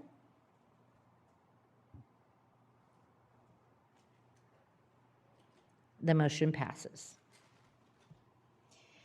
Thank you. Discussion action on the contract for the holiday lighting project in Old Town is recommended by the Cibolo Economic Development Corporation Board in the not to exceed amount of $39,000. Good evening again. I'm going to go through this pretty quickly. It's a short presentation to give you some background. What we're seeking for you from the board and from staff is council may approve as recommended scope by the EDC board and staff. Council may adjust the scope of this project to another option in the presentation. You may choose not to fund the project, or you may choose not to take action. How did we get here? This started way back in April 2026 with our strategic economic development workshop with the Cibolo Economic Development Corporation Board. Mr. Ree was there, Mayor Latimer, you were there in your ex officio capacity. Through that, we discussed a broad, ambitious idea to bring the holidays to Old Town Cibolo. It expanded, and we went back to the board in June of 26. They asked staff, a scope was approved for roof lighting, the whole shebang. They asked staff to move forward and expand the scope to the Walmart Central Business District area, Buffalo Heights. When we looked at that, it wasn't feasible at that moment because of electricity issues. In the July meeting, EDC board asked us to reconsider phasing this project for cost, timing, operational feasibility. It's only 2, and no offense to Mr. Vasquez, it's 2 1/3. They asked us, and then in our meeting in July, the board approved a scaled back version of this not to exceed $39,000, which would include a holiday tree and a lighted element, which would be a sleigh, I believe. It's in your packet. We also received feedback to just move forward with the tree. So, excuse me, the sleigh is not there. That was another version of this 5 versions ago. My apologies. On this next slide, what we're proposing and what the EDC board has proposed, the tree in that picture is a 20-foot tree. That's our current tree. We're proposing 3 options, the good, better, best.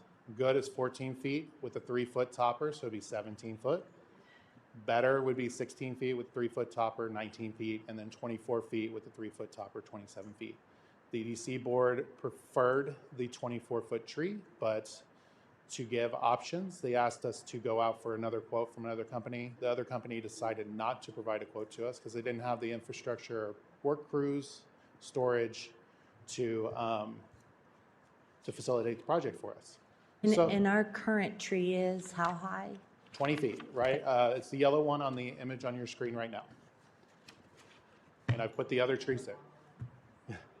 That one on the right is Decor IQ's example. That's the vendor. They are by board approved. And that's the type of tree, should you approve this, that you would be getting. It would be fully decorated with everything and the topper. And the best part is no city staff hours be used managing it, putting it up, taking it down, maintaining it, unless there was an issue with the electricity that it was plugged into. So it eliminates a lot of hours for public works staff that we saw last year with the tree that was malfunctioning or needed repairs. So I'll go back to, I'm just looking for direction from you on which option you would like. I'll go back to the previous slide just to give you your options. I just have a quick question. Is that 24 feet inclusive of your 3 feet star topper, or is that 3 feet star topper on top of that 24 feet? On top of it. Okay, so then it would really be like 27 27, feet. yes. Okay, thank you. You're welcome. And it's not to scale of that telephone pole, because I tried to do that and the picture just didn't work out for me. So.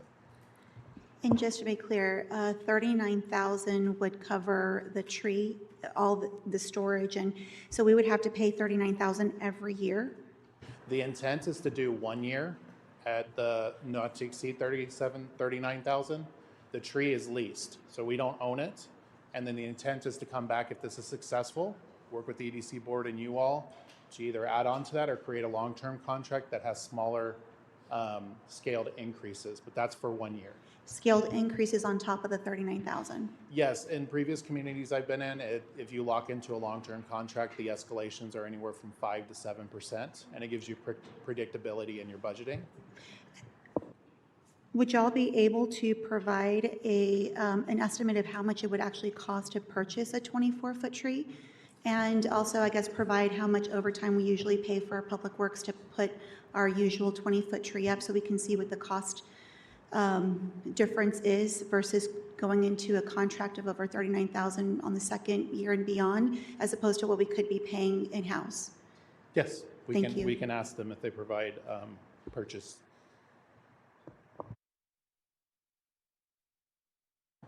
I had a question about what the time frame is for this to be up. How long, when would it go up? When would it be taken down? How long would it be? It would be up out? from early November is the time frame to early January. It would Okay. stay up through the whole holiday season. Okay. Has anyone looked into a partnership with GVC? I know they used to help with, like, I think it was shirts, the We holiday asked lights. them to participate in this, and it kind of got lost in the ether, to be honest with you. We talked with their marketing person, they were going to check. We asked for a small amount, relative, $5,000. And the idea would be that this tree, should this move forward, would have a banner provided by the Cibolo Economic Development Corporation, because we have to justify the increase for commerce and to use Type B funds, but also supported by GVEC and any additional partners that wanted to come along. But they haven't really been too responsive to this particular project for us.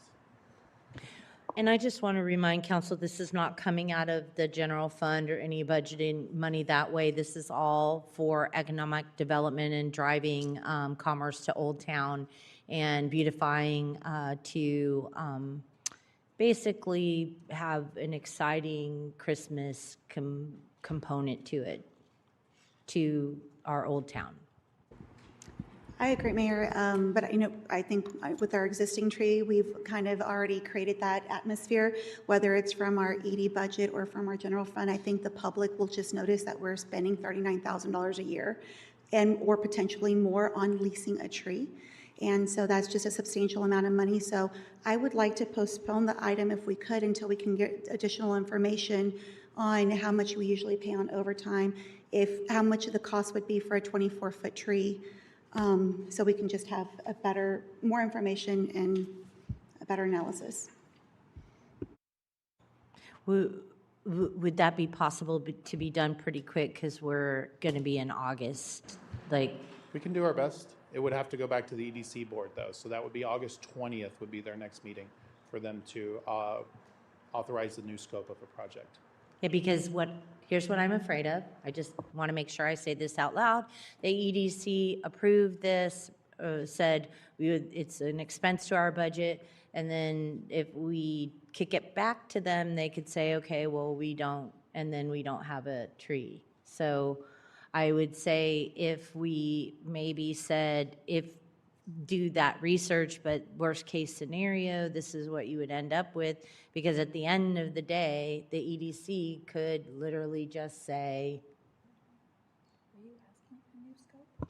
no, she was asking to see what it would cost if we did it. So I'm just saying that could be a potential. No, what I understood Norma was asking was just what do we currently spend to put up the tree, so we have some kind of comparison baseline. Is that what you were asking for? I was, and I was Okay. also asking how much a 24-foot tree would cost that? I mean, obviously, we store our 20-foot tree already. Right. So how much is it costing us now to do it versus leasing it every year for $39,000 plus? Or how much would it cost for us to buy our own tree? Own tree, Yes, Public and Works do to it put it up. ourselves. So it's not necessarily asking for a new scope, it's just we need some kind of baseline, because our trees at home do not cost $39,000. We have Right. no cost comparison for a 24-foot tree.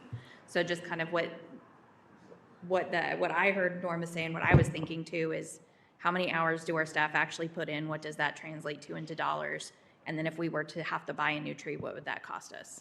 Just to show like this is not an unreasonable cost. Okay, yeah.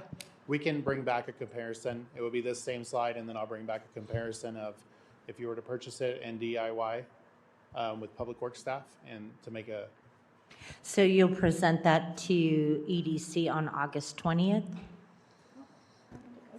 Is it just you getting information to bring it back to us, though? Because then that's going to push into September. The reason I'm asking that is the ED is the one that has approved this, up to $39,000, EDC approved the leasing of the the tree. leasing of the tree. We're just asking it for it to come back with more information. With more information.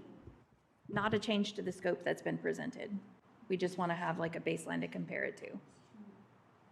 Like, So it's he going to doesn't- cost $39,000 for us to pay this company to I'm- lease it and to yeah. put it up. What does it cost us usually? 'Cause I don't know how many staff it takes to put up that tree. Does it pop up like a slinky? I don't know how it, Maybe it costs mean, it's $35,000 prob- already, and then Yeah. $39,000 is not reasonable, unreasonable. so we just need a baseline to see where we're at. Yeah. So what I'm hearing is I'll bring this back to the next meeting. I'll bring it back with those cost comparisons. We won't change the scope, but this will be an added Yeah, data point for you to consider whether to move forward with it. correct. So, So I'll work Okay. with the Public Works team to get that data, and work with the Core IQ, or it may be another potential vendor just to get a price point for a 24-foot tree with 3-foot topper, like for like, to bring back at the next meeting. Thank Okay. you, Clancy. That You're cleared welcome. it up. Yes. got it. Thank you. Communication, the modern day miracle. All right. All right, 16E, discussion action regarding the preliminary acceptance of public infrastructure for Still Creek Unit 4A. Mr. Otto. Good evening and welcome. Good evening. Continental Homes of Texas has petitioned for preliminary acceptance of Steel Creek Unit 4A. This development has 3,118 linear feet of 8-inch water main, 3,655 linear feet of 8-inch sewer main, 2,389 linear feet of 6-inch sewer main, 3,020 linear feet of streets, and then miscellaneous earthwork clearing and conduits. Total value of infrastructure being proposed for acceptance is $2,049,339.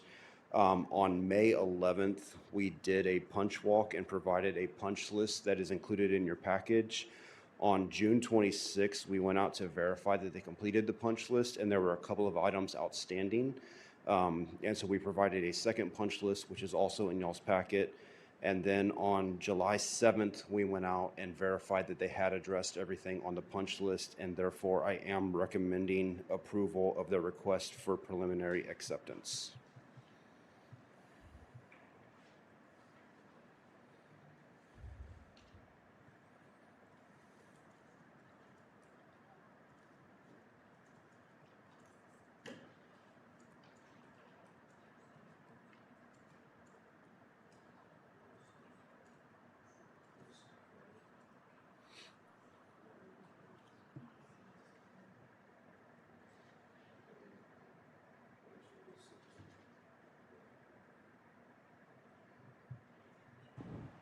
on the, on the attachment for corrected photos, the first picture shows some kind of machine maybe. We're trying to figure out what that is. I don't have the Okay. photos in front of me. I'm assuming maybe it's a tractor. I don't know. It appears to be a tractor. I'm going to make the same comment I made with Venado Crossing last meeting. The second picture, actually a lot of these pictures, but the second picture in particular, it's a picture of the drainage area with a railing. It's very overgrown. This is an area that the developer is supposed to be maintaining right now, and they're not mowing it, and then they're submitting that as their corrected pictures. Like you can't have weeds as tall as my shoulders.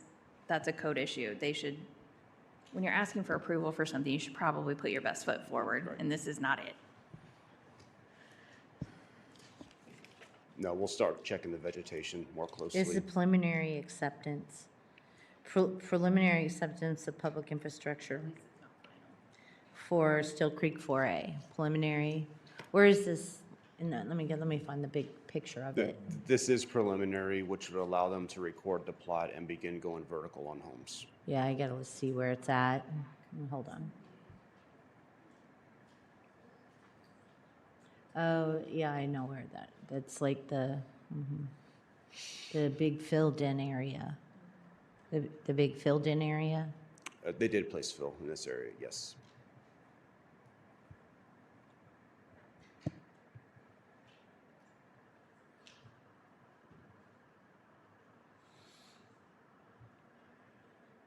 Any discussion? Do you have a motion? I make a motion to approve 16E.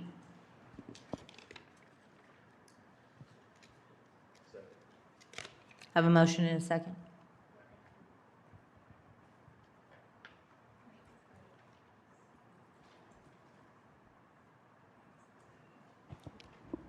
Motion passes.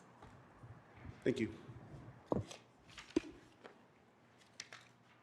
Discussion direction concerning possible regulations for a data center. Councilmember Patterson. Awesome, thank you. So I know many residents have concerns about this project. I know it's generated a lot of questions and different concerns within our community, so I appreciate everyone who's taken the time to ask questions, be engaged. My goal is to make sure that the public has accurate information, they understand the process that occurred, and knows what council is doing moving forward to improve transparency. So over the past few weeks, we've heard from residents, spent a lot of time gathering information, meeting with city staff, getting information from our utility partners, and I'm really just looking to separate the facts from speculation. So Mayor, Council, if you will, I want to walk through the questions that I asked in our last council meeting that Mr. Reed has responded to, Economic Development has responded to, because I want to make sure that this is in the record for the residents to hear, so that everyone is operating off of the same information, and it also provides some important context for the regulations that we are looking to put in place. So I'm going to go ahead and I think it was about 5 questions. So I just want to make sure I get that, to get that information out there, and then we can have our discussion and everybody else. Are you good? Awesome. Thanks so much, Rick. Okay, so one of the biggest concerns we've had from residents is utilities, a lot of water, electrical capacity. Can you summarize and provide what we've learned from our utility partners? Sure. First, let me just thank you for the opportunity to address some of the concerns regarding the entitlement of this particular land use. I'll start with the fact that zero incentives were requested by the project sponsor, and the city has never entered into any discussions with the project sponsor concerning tax abatements or financial incentives or anything to assist with the project development.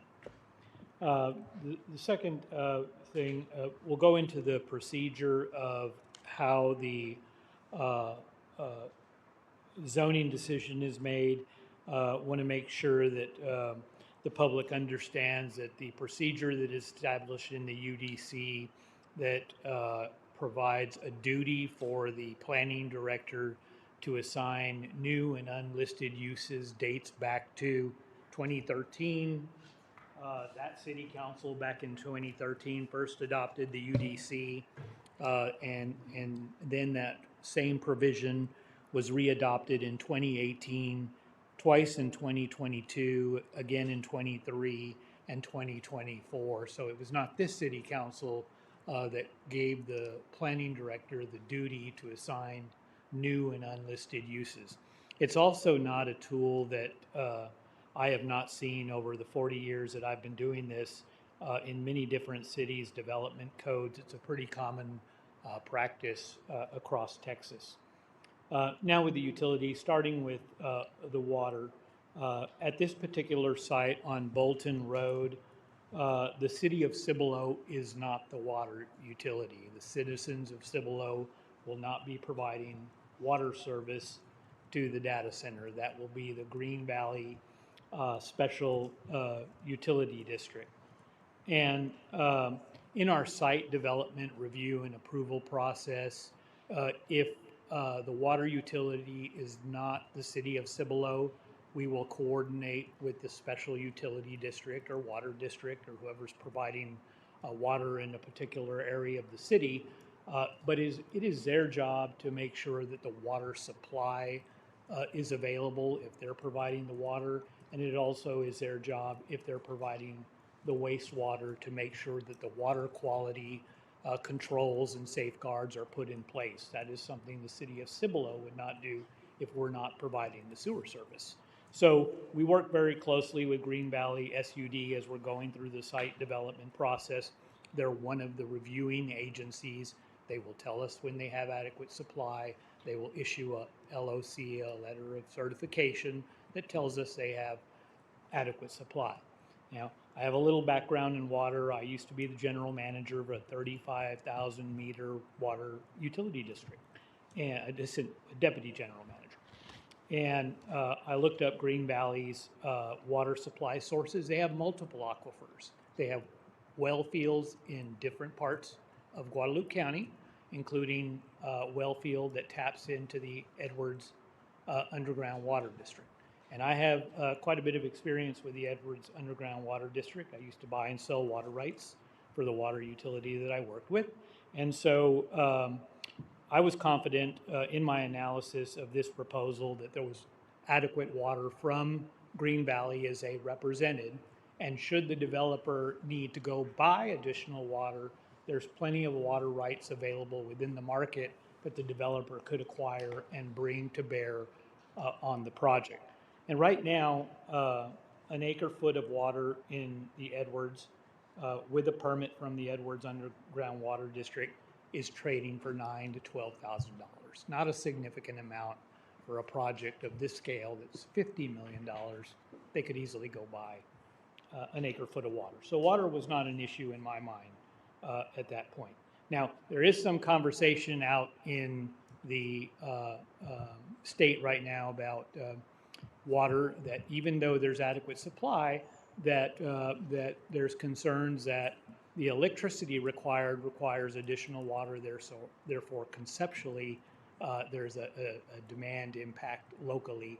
But I just don't see that at play here in Cibolo. I think you have to evaluate every data center within its own context, with its own water supply, its own electrical supply, and then its own environmental impacts. It's on a case-by-case basis as to how you would evaluate that. Now, on the electrical side, I'm not an electrical expert. I don't have as much experience, but I have worked with a municipal-owned utility that owned electrical generation. They own transmission across Texas, and then they own retail sales as well within that city, the city of Garland. And 10 years ago, I entitled 2 million square feet of data centers, 170 megawatts. They've been in operation 10 years now, and those are 3 closed-loop systems. So I have access to information from those 3 data centers and how they've operated over the last 10 years. So that also went into consideration as we begin to evaluate what was the appropriate zoning district for data center land use, and was just a small part of our evaluation. I'm not sure if I answered all of that question or not. To my understanding, what GV said, how many houses worth of water did they say this data center was going to take, since it's a closed loop system? Yeah, somewhere in the neighborhood of 40. And so for a data center of this size, 250,000 square feet and 50 megawatts, it would take about 120,000 gallons of water to fill up the cooling system. And that's a one-time fill-up. That water lasts as long as the system lasts. Unless there's a small leak, they'll have to add a couple of gallons back into the system. But these cooling systems developed by primarily Johnson Controls, there's thousands of linear feet of pipe, and at each joint there's a sensor, and somebody's operating a SCADA screen where they can see every joint, every fixture, and if a leak is detected, they immediately isolate that area. They send a repair crew, and the repair is made. I did ask the folks in Garland with their 10 years of experience with their 3 closed-loop systems if they've had any leaks that reached a level that was of concern other than a maintenance concern, and they said they've had 0. One of the concerns we've heard repeatedly is with noise. Can you explain how this project compares to our city's noise ordinance and what the developer has told you the decibel range is? Yeah. So there's a lot of different issues related to noise with data centers. The city of Cibolo has an ordinance that says you can't exceed 65 decibel levels at the property line. Typically, the closed loop centers will operate at about 45 decibels unless they put in additional mitigation measures. This particular developer says they have all the advanced mitigation measures and they're anticipating a 0 decibel level outside the walls of the data center. So we have commissioned a study. Colliers has agreed to perform a noise analysis around the site. Right now, we're going to be able to benchmark what the ambient noise is around the tract. We'll be able to pick up what is the noise generated from I-10, what is the noise generated from Ishan, and then what is just background agriculture noise, so that we'll know that post-construction, should there be any changes, we'd be able to attribute them to the data center, and we'd ask them to mitigate that if it exceeded our noise limitations. There's a different type of noise. There's a low pitch or low frequency noise that apparently is generated by some fans. And those 10-year-old data centers that were closed loop cooled had a straight blade fan, but now they apparently have a different design and style of fan that's no longer producing that noise. And we would hope that through the building permit process, they would be using that type of fan. Okay. Can you explain some of the environmental regulations this project must comply with, regardless of it being administratively approved? Like, what are those regulations? Yeah, so we don't really require, as part of our construction projects in Cibolo, like a phase 1, phase 2, EPA level environmental, not for any of our construction. But we do go through a number of filters as we review a project like this or any commercial construction project. We confirm, of course, the availability of water and electricity and sewer services. We do require a stormwater management plan. We do require the stormwater pollution prevention plan. Our engineer performs a traffic impact analysis. The wastewater utility should require a pre-treatment, industrial pre-treatment process. And so, for example, we have a plating business here in Cibolo that's been here for a long time. They have a very expensive filtration system to take out metals before they're able to enter into the city's wastewater system. The Green Valley Sud would require the same type of contract and agreement with the developer. But they really don't anticipate that they'll have any metals or any kind of chemicals in their wastewater, because again, this is a closed loop system where the water is introduced 120,000 gallons into the system. About 25% of that will be an antifreeze type chemical along with some minor anti-corrosives, and that'll stay within the system. That won't leave the system into the wastewater system. The only wastewater they'll have will be on average anywhere from 50 to 500 gallons a day, and that's for toilets, sinks, and drinking water. Not a lot of wastewater. We do, of course, have lighting standards here in the Cibolo that will apply to the project. We have landscaping, tree preservation, and then noise as well. Okay. I think you already answered that there are no incentives being provided, no financial incentives, tax incentives, nothing taxpayer incentives being provided to this project, correct? That's correct. They'll be paying all their building and construction permit fees. They'll be paying property tax. They'll be paying business personal property, which is the property going inside the building. All that will be paid. And just side note to council, the Federal Reserve has issued a report that in 2027, they're estimating $800 billion of data center new construction in just 1 year, and then $2 trillion worth of equipment to fill those data centers. It's quite a bit of investment that's going to take place. Can you go over the approval process that was applied to this project? Ordinances that were in place at the time, why it was processed administratively rather than it coming before council for a vote?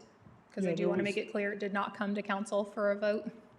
I think earlier during the public comment, we heard something about the zoning be approved in 2025. And for this particular case, that was not correct. This property owner requested back in 2017 a change from agricultural to light industrial zoning, and that was approved by that city council back in 2016. They also approved a specific use permit, which is another zoning layer for the operation of the go-kart. So they were entitled to all the light industrial land uses. In addition, they were given a permit, a zoning permit to operate their go-kart business. And it was also subdivided and platted in that same time period. So the new property owner merely had to go through a site plan review and approval process. And so they apply to the planning department, and the planning department plays a coordination role. We gather the site plan, we have our part of the review process, but then we distribute to the building department, to the public works department, to the fire department, to the utilities, both power and electric, and they all perform their own reviews. We then gather those reviews back, and once they're all complete, then the planning department approves the site development, the site plan. Okay. I just wanted to make sure the public heard that, because this was not a project that this council up here voted for either to approve or deny. So under those ordinances that were in effect, it met the requirements for you to approve it, not being brought back to us. That's correct. Correct? Okay. Can you talk about some of the changes that are being considered moving forward now to mitigate this because of the feedback that you've received from council on this and from essentially the community? Yeah, so those changes will be governed by the Texas Local Government Code. There's procedures we have to follow, just like the zoning case you had before you tonight. We have to publish notice in the newspaper, give advance notice of public meetings.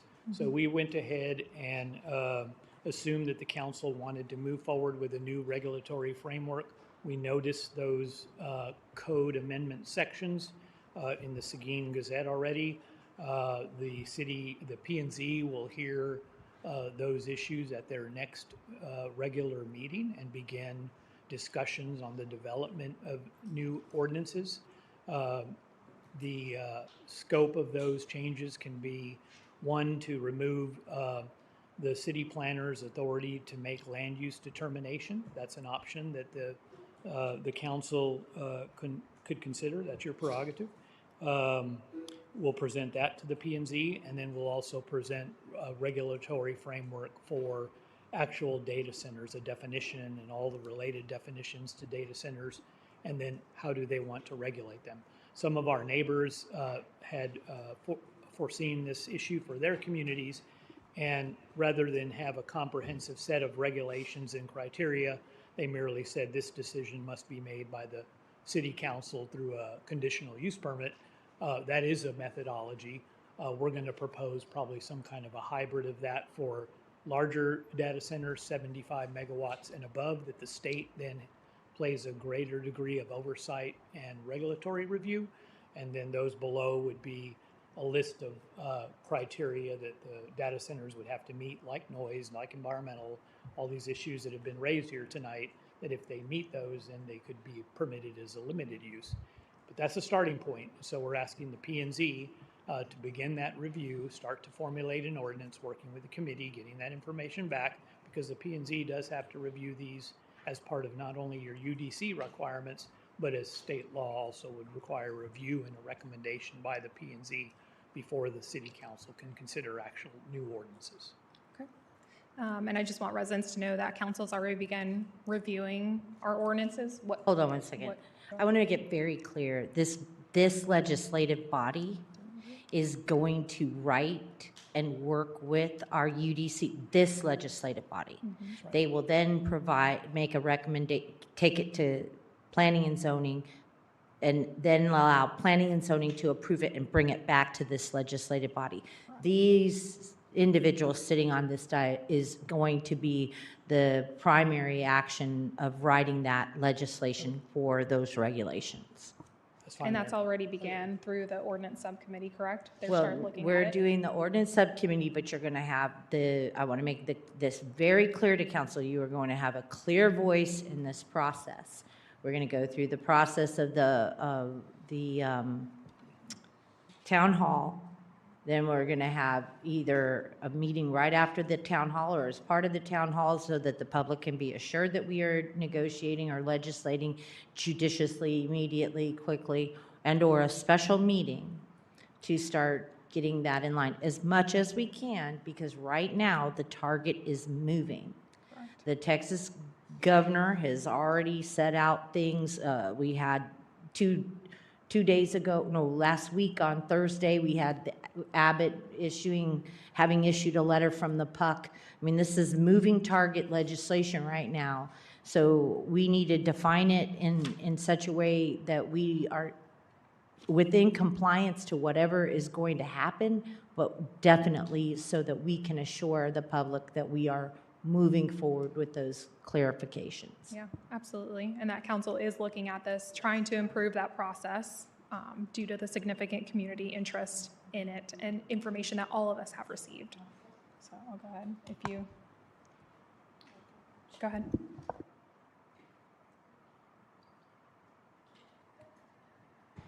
So in the approval of this administratively, you reference 447A, and it does say that the question concerning new or unlisted use shall be determined by the city planner. The second sentence of that same paragraph said the city planner may choose to refer the matter to the Planning and Zoning Commission for an independent, for interpretation as to the zoning classification into which such use should be placed. Why was this not referred to planning and zoning?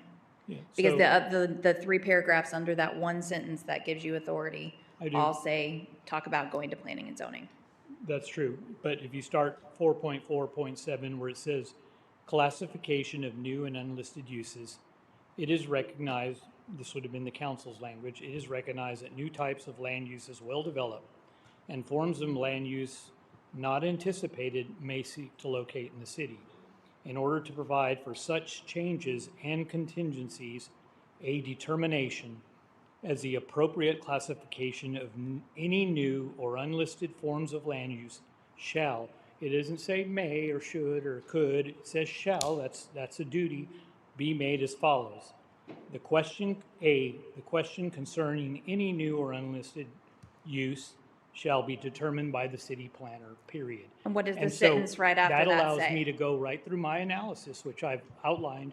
I and did not determine- I didn't ask if you had authority. I said that the first sentence does say that you can. My question was the sentence immediately following that and the three paragraphs immediately following that one sentence discuss that the city planner may choose to refer the matter to planning and zoning. And my question was, why was this not referred to planning and zoning?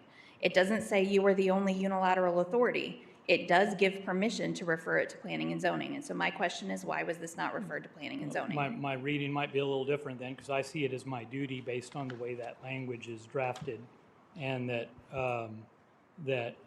my discretion is only bounded by the ordinance and my professional standards. I don't have to go to P&Z. It says if I have doubts or if I have concerns, I go to P&Z. But since I went through an analysis, which I can go through in detail, that led me to the conclusion that this land use was similar to a warehouse with only different types of equipment stored within that warehouse, that it would fit within our light Mr. industrial Vasquez? district as a warehouse. Mr. Vasquez? At what month did this this be notified to council? What month and year was this notified to council? So the Economic Development Department produces a monthly report to tell council what projects we're working on, or what projects we think rise to the level of interest of the city council prospects. It was first published in January of 2025, and then it was posted to the Economic Development website as well as mailed to the city council, emailed to the city council. Was it listed as a data center in 2025? It was. Okay. Mr. Reed, how many council members sent you an email about inquiring as to what was happening on this parcel of land? I'm aware of one, so my recollection, because I did a search, was Ms. Sanchez Stevens in October of 25, inquired about 3 things on that report, and the last one was the data center. Okay. Now, I did not do a comprehensive search, but I was searching my inbox for data center, and I didn't find anything past that. So, In what month were you if there's an contacted? email where I discussed data center, again, I did not pull that one up. And in that, what did it inquire why Rick did that? Why Rick made that determination? What was the inquiry regarding? Let me pull that up. It was not about the decision on the land use. That's It what was I'm looking for. Just more That's information sufficient. about it. Mr. Santee? Yes. Did anybody in 2025ve, after you were employed as the city engineer, I'm sorry. what Attorney, are you? Were you now an engineer? I thought I was going to get a promotion. Did any council member inquire? Not that I recall, Mayor. I mean, I didn't do a search of my emails, but I don't remember getting asked about the data center or, how the decisions were made or anything such that. It's not unusual. I just want to add, just because I've been doing land use for 3 decades with city planners, and that's a common provision in UDCs. Planning directors make decisions on putting uses within the use chart that aren't in there all the time. And, sometimes it's handled in different ways procedurally, but it's extremely common, and it's in almost all zoning ordinances, unclassified uses. So if there was an appeal that the council wanted to do, what appeal board would they take it to? So anytime there's a disagreement with an administrative official's decision-making, the appeal goes to the Zoning Board of Adjustment. And the TLGC gives you how many days to do that? It's like 10 or 20 days. It's a very short window. Any affected 20 person, including the governmental entity, can lodge those appeals of an administrative decision, but it does go to the Zoning Board of Adjustment. Mr. Reed, did any member of the council make an appeal? Not to my knowledge, no. And I'll look to Rick. When you and I talked in March, when we were sitting down to lunch with our electric partner, were we told at that time that this was not going to happen? Darren Schauer, the CEO for GVEC, said that in his opinion that a data center would not go there. That's what he said. Okay, and I turned around and said to you, we're going to get a data center town hall. And I have done nothing but work with you for a long time to try to get the data center town hall, because it did not matter what the application, once the application had reached that past 20 days and they had a land study accepted, they were vested. So at that time, we worked on getting a town hall together to be able to produce legislation, correct? That is correct. Okay. Can I finish my questions now? Yes, as long as we are respectful of the city employee who did his job in a difficult situation. In hindsight, I'm sure that there would have been more discussion. However, the council was notified that it was a data center. It was in front of. I very much disagree with that. That can be your opinion, but it is not. Well, it's my in black and reality. white. So is all communication done with email in the entire city? All of our communication is just email and recorded, correct? No, I have conversations Thank with you. all of you. So is it very possible, because I personally asked many staff members about the possibility of the data center since January of 2025, and since January of 2025 have been told repeatedly that a data center is unlikely to come, it's not coming because the utility providers cannot handle it. Would that be accurate?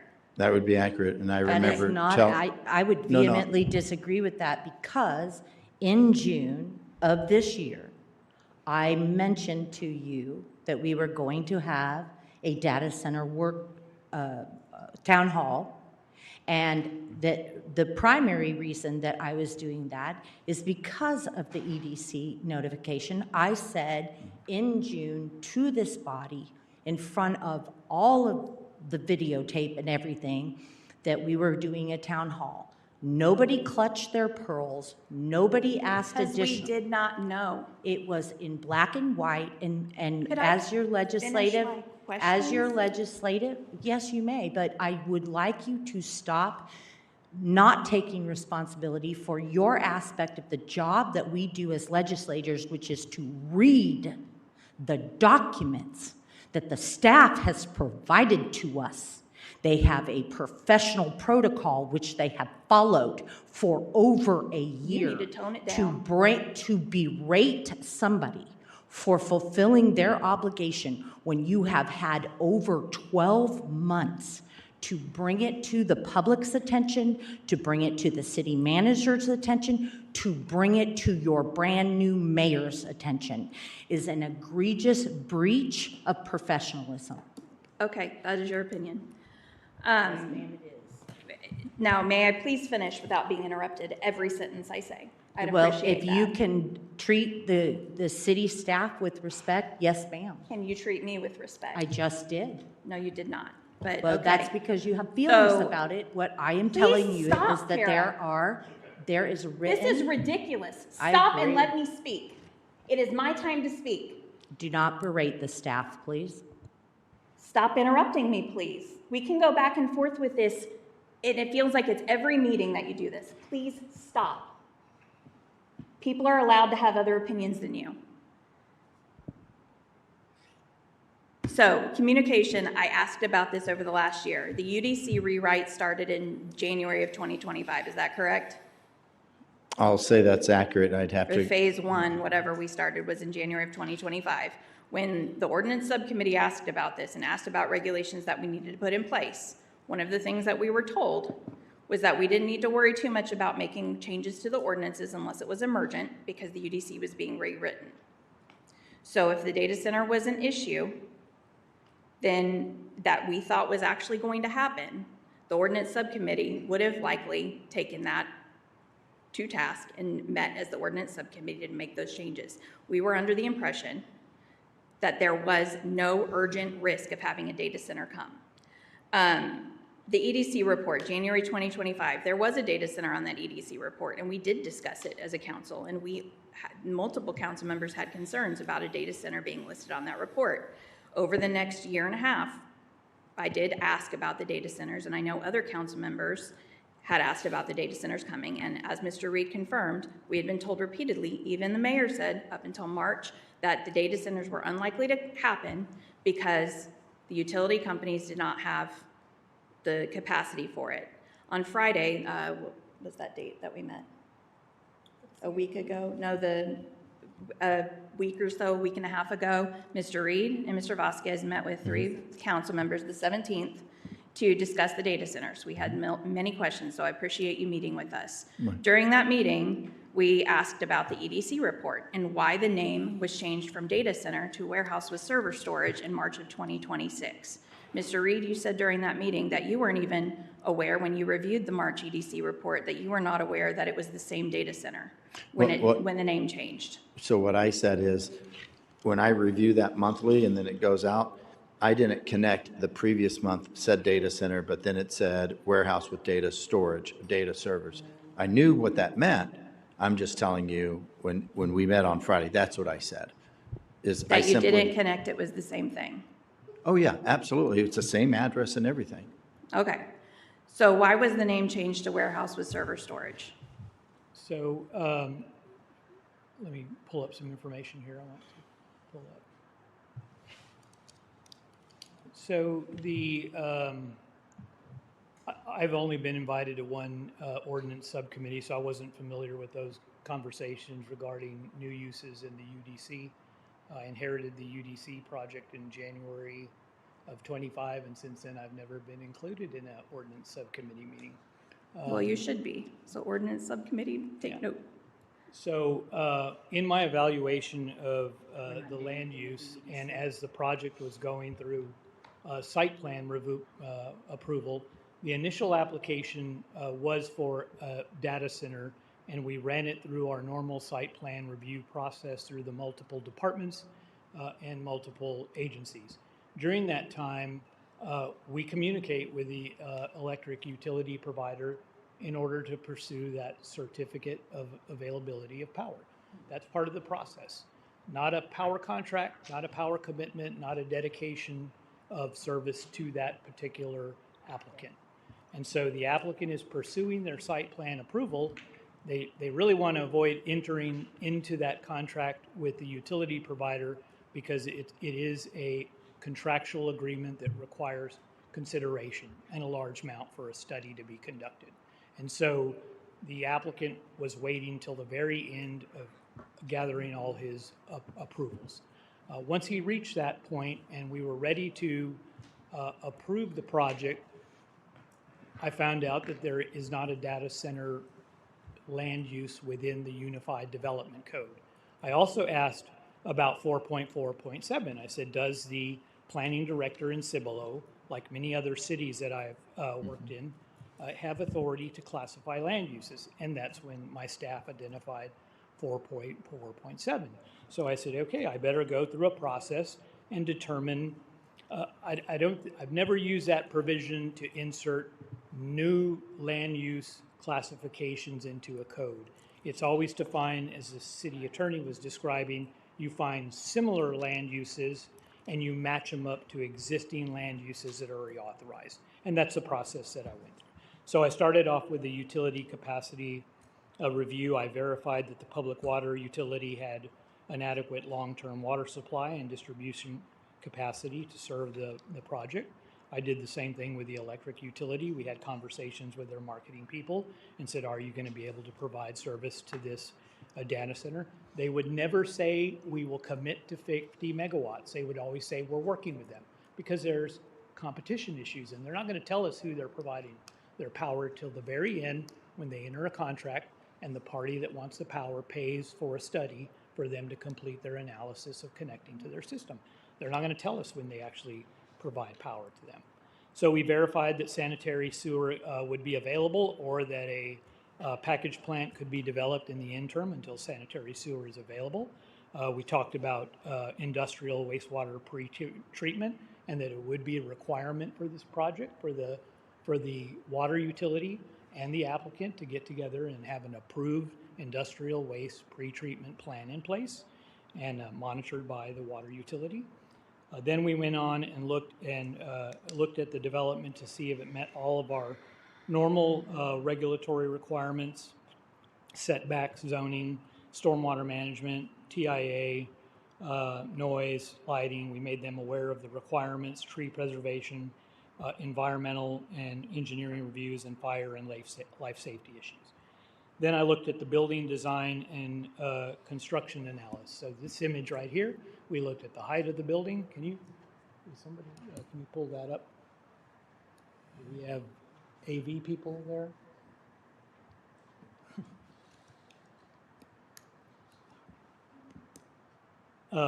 So then we started to look at the architectural style and design of the building. This is the actual dimension of the building. This is not their architectural drawing. This is taking in their width of their proposed building. Their office facilities will be at the entry. The length of the building is 747 feet, and it'll be approximately 28 feet high. Data centers don't have a lot of windows. They're trying to keep the temperature cool, so they don't like a lot of sun to enter into their facility. So this is basically what the building will look like once constructed. and this is the closed loop cooling system that will be constructed. So we took a look at that as well. We evaluated the footprint, reviewed the exterior construction materials. In this case, it's going to be tilt wall concrete, the office component, loading areas, and circulation. Then we started to ask, how does the building operate? The primary use would consist of housing computer servers and technology equipment, mechanical, electrical, and a plumbing system, a closed loop cooling system, a fire detection and suppression system. There would be no manufacturing or fabrication, no assembly line operations, no sales, no customer traffic, no warehousing or distribution of consumer goods. Probably 75 employees staffing 3 different shifts, so 25 people at a time coming and going to the site. There would be minimal truck traffic. During construction is the only time you're going to see truck traffic.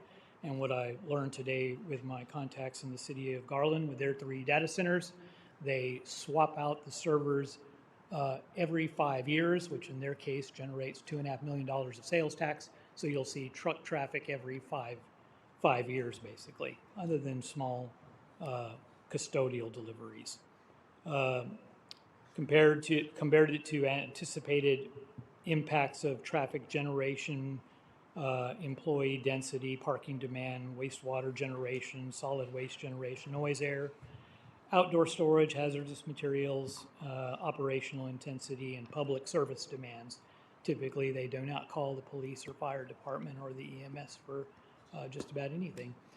We then took a look at your comprehensive plan to make sure that this area was considered for future industrial development, and clearly your comp plan calls out this special area as industrial, commercial, and residential.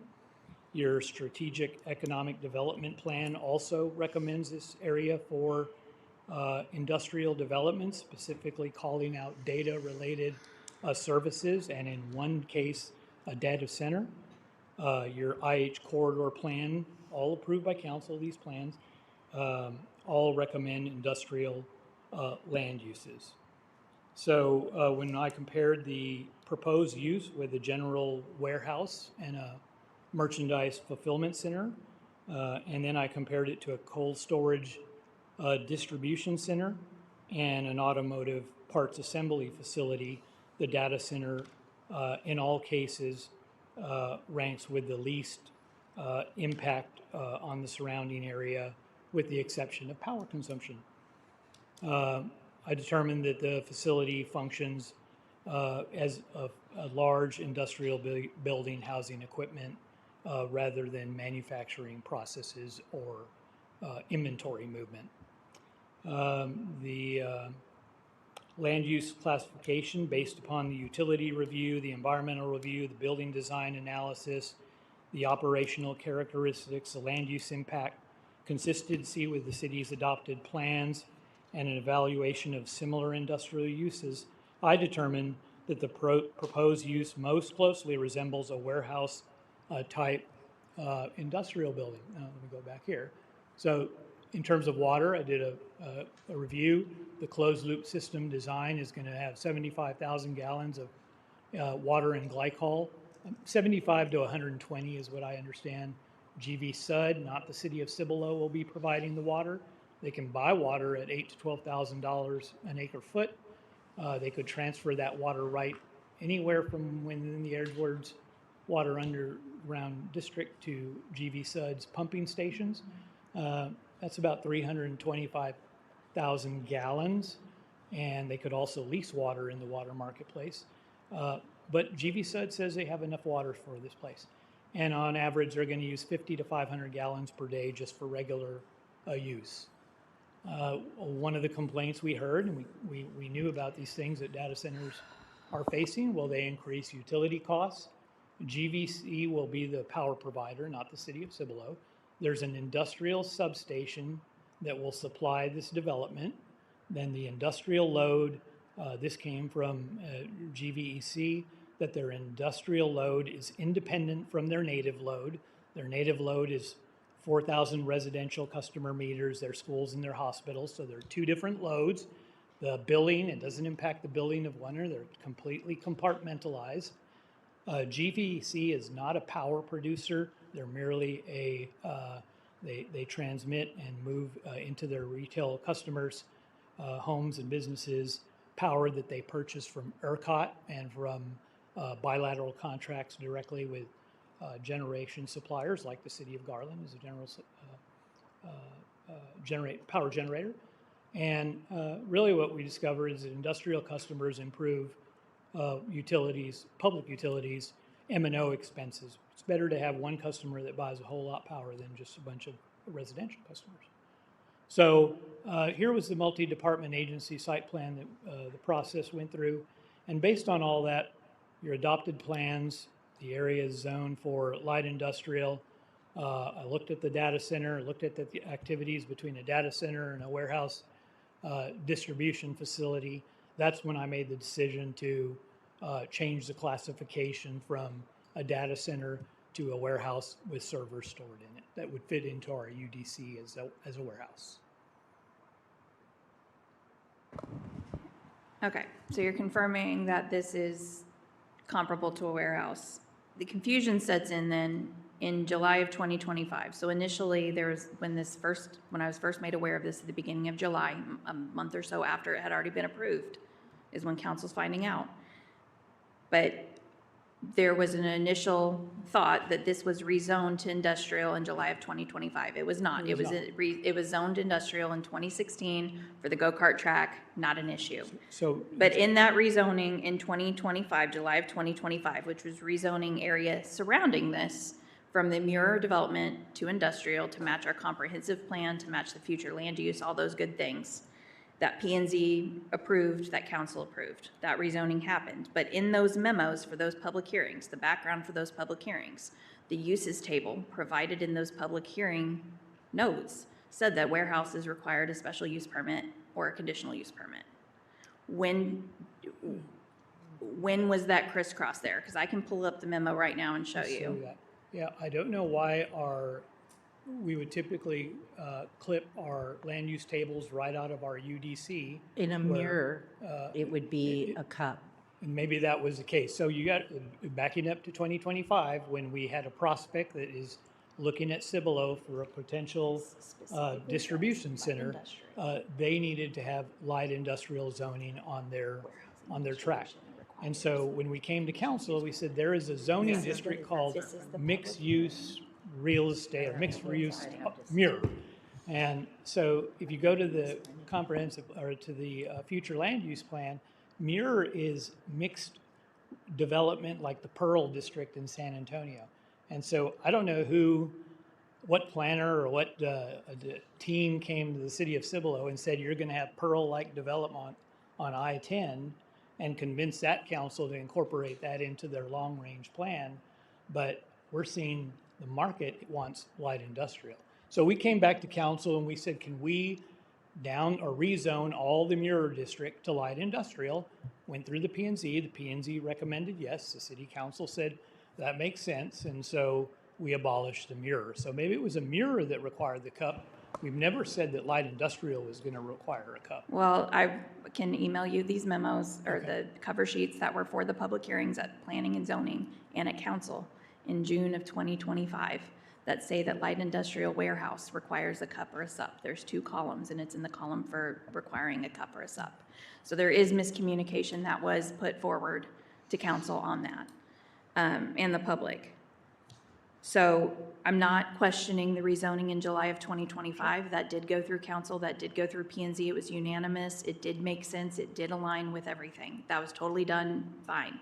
The rezoning of this specific property in 2016, done properly, done fine. Everything was done kosher. The confusion comes into play if You're reading this wrong. So see where it says it's allowed by sup or cup? And then these are allowed by right? Yes. So you're going to go down to warehouses. You're going to have to go down to light manufacturing, right? And warehouse distribution would be under light manufacturing. As required by cup or sup. But Okay, but light manufacturing and warehousing would be a subcategory. It is called out separately, just like we allow restaurants in certain zoning, but if you want a drive-through, you have to have a cup.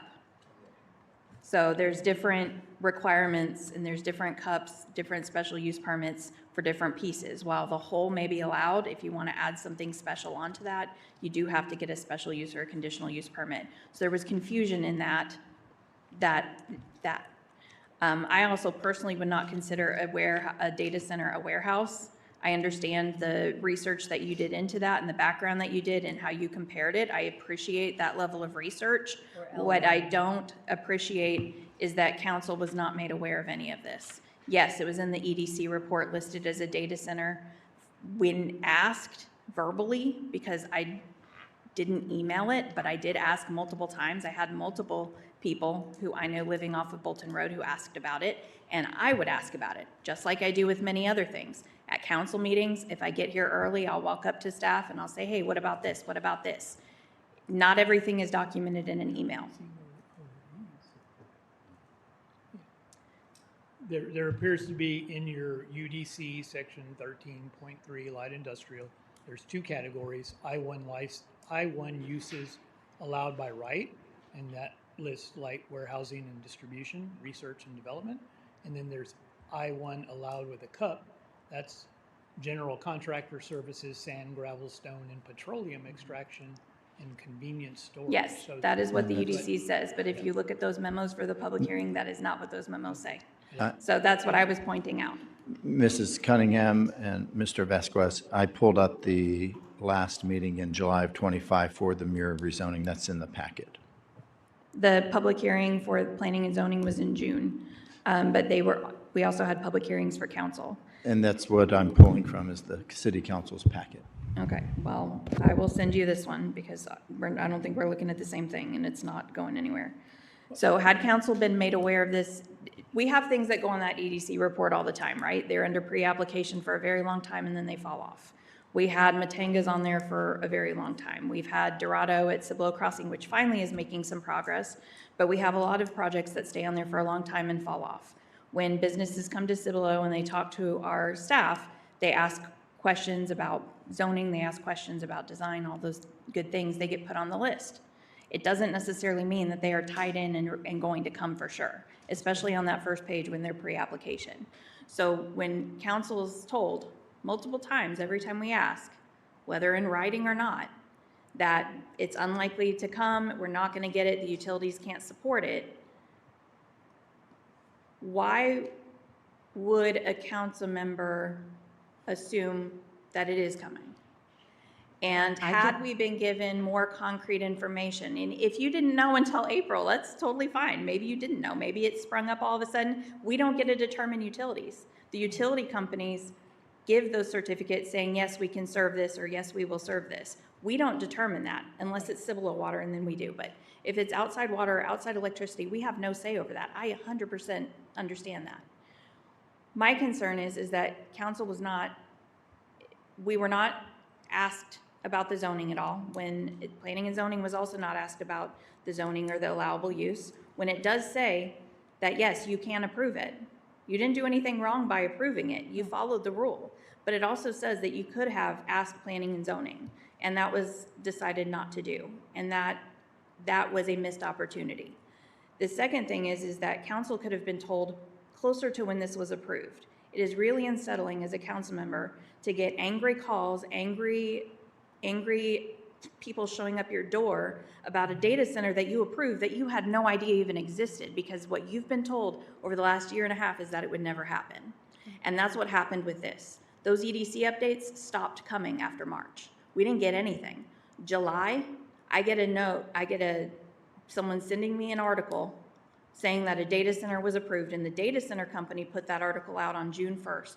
So it had been public, meaning that it had been approved by the city prior to that for at least a month and a half before I found out from a community member who stumbled upon it. That is a missed opportunity for staff to communicate with us. I had the same notification that you all had. When I was told to my face, no, this wasn't going to be going there, we I did not believe that it wasn't not going to happen. We have an obligation when there are controversial things like this to be on it, and staff was working to help me to put the legislative town hall together. So I think that, and I have watched you as a councilwoman change the UDC. I've seen you advocate for changes within the UDC you wanted. And I understand that you're very frustrated about this circumstance. However, I have watched you personally champion UDC changes. And I think if this was something, I don't know why you would have thought it wouldn't happen. It had been carrying on that list for so long. We have projects that stay on that list. I've been on council for 5 years. We have projects that legit sit on that list. And then come for true. years. No, and then fall off. But some of them sit on the Some list of for them, years and come and you to know fruit. what? And when they come to fruition and they come true, we've been notified by staff. We've been told in economic development updates that we used to get On that frequently. form. No, On in that person. form. We've gotten economic development updates in the past, which I would, side note, like to have those start back up. But we used to get quarterly or every other month economic development updates that have stopped. We haven't had those in a very long time. So that's actually how we found out about this data center the very first time in January of 2025. We were told in an economic development update. And those stopped. So yes, I am a champion for the UDC. Thank you for recognizing that. I would have pushed for regulations. I want Cibolo to be proactive versus reactive. I value Mr. Reed coming because he has helped us become more proactive rather than reactive. Cibolo was a hot mess prior to him coming, and we've made a lot of really great strides. This caught me off guard because we had been told and under the impression, whether I should have, could have, would have known or not, we were under the impression that it wasn't going to come. There was no sense of urgency. We had about 1 billion other really important things going on, as the city always does. And with the UDC rewrite already starting, having a full UDC subcommittee that was meeting monthly multiple times to rewrite the UDC that's scheduled to be done either in August or September of this year. If there was no sense, September? No, we're targeting December. Oh, December, never mind. The original was September. But with that already happening and with no sense of urgency that a data center was coming, in my mind, we were being proactive because the UDC should be rewritten and ready to go before this ever becomes a concern or a reality. And it became a reality prior to us having that done. Had I known that it would have been a reality, I would have pushed for more regulations. But it's one of those things where you balance, do we do an urgent emergency fix Band-Aid or do we wait for the real UDC to be done? Well, if there's no urgency for it, then let's wait for the full UDC rewrite to be done. That's being done with consultants and all these people are paying a lot of money to. So had we been told ahead of time, just summarizing, had we been told ahead of time, we could have looked at these proactive measures to prevent some of the concerns that are here. We don't control electricity, we don't control water, but we do have some say over noise. That area where this data center is going had a concrete plant not too long ago that had a lot of noise complaints. And I had to go down there multiple times, 2, 3, 4 in the morning to go record them out there and violating my little noise reader thing. We could have put better regulations in place prior to this popping up so that we could tell citizens, look, we have put these things in place prior. Now it looks like nobody knew. The town hall is fantastic. Let's keep moving forward with that. Let's keep moving forward with regulations. Let's keep moving forward with the UDC. But it would have been a lot better if we had known beforehand so that we could have been proactive. Finding out months after it gets approved and after it's already moving forward is not, it can't happen. Yeah, and we're going to work to improve our communication on the economic development. One of the part things side. that I want to point out that you do provide communication to us. It was communicated to us. The interpretation of that document is upon the council person who read it and interpreted that nothing was going to happen or that it was going to fall off. I never felt that way about it. As soon as I read about it in our March docket, I was freaked out about it. In fact, I went to Mr. Reed and said, what the heck, he heckertons, and said we need to do something about it. and began trying to find out what was going to happen. So I have a very different perception than you do about it, and I Tell the rest of council that you were immediately concerned in March? I do not recall. When it was approved, you approved this in April? Yeah. April. And The that's- first that- I site- didn't the- even- The site plan application. Right. Was approved in April. And- And I think that's the point, though, that Katie was trying to make, was that we didn't get anything in April, May, and June. And it wasn't until I said something in the last council meeting, like, where's the last 3 months of EDC reports? That's when that change happened. If we had known earlier, you could have, I don't want to speculate, but stuff could have happened if we had known about it earlier, instead of getting a It would have been 3-month before report. your and my term. Yeah. And It should have and would have occurred before your and my term, because they would have had time to legislate it before we took office. And Mayor and Council, the March report was emailed by Clancy April 23rd, and it said site plan approved.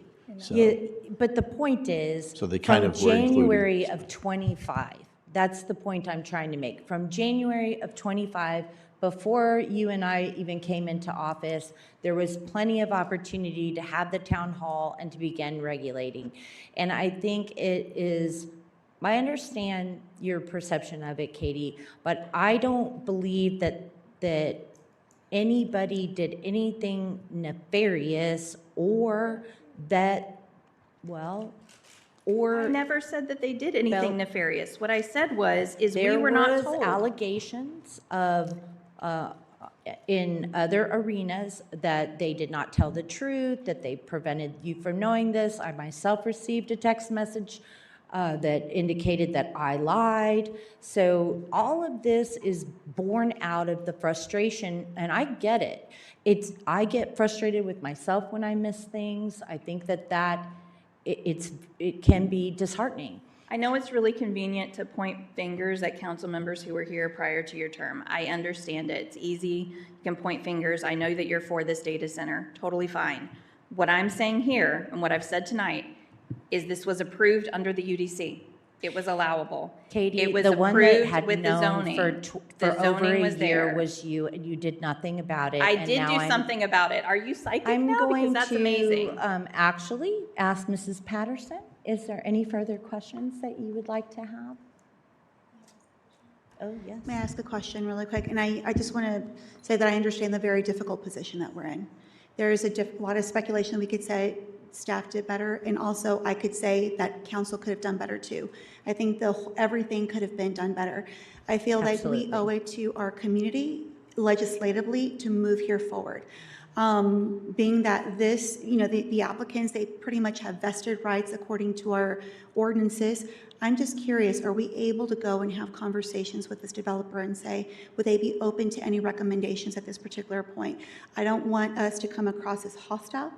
I want to see, would they be willing to work with us to say, hey, can you meet us halfway with something? I would like to just hear staff if maybe that's an approach we have taken.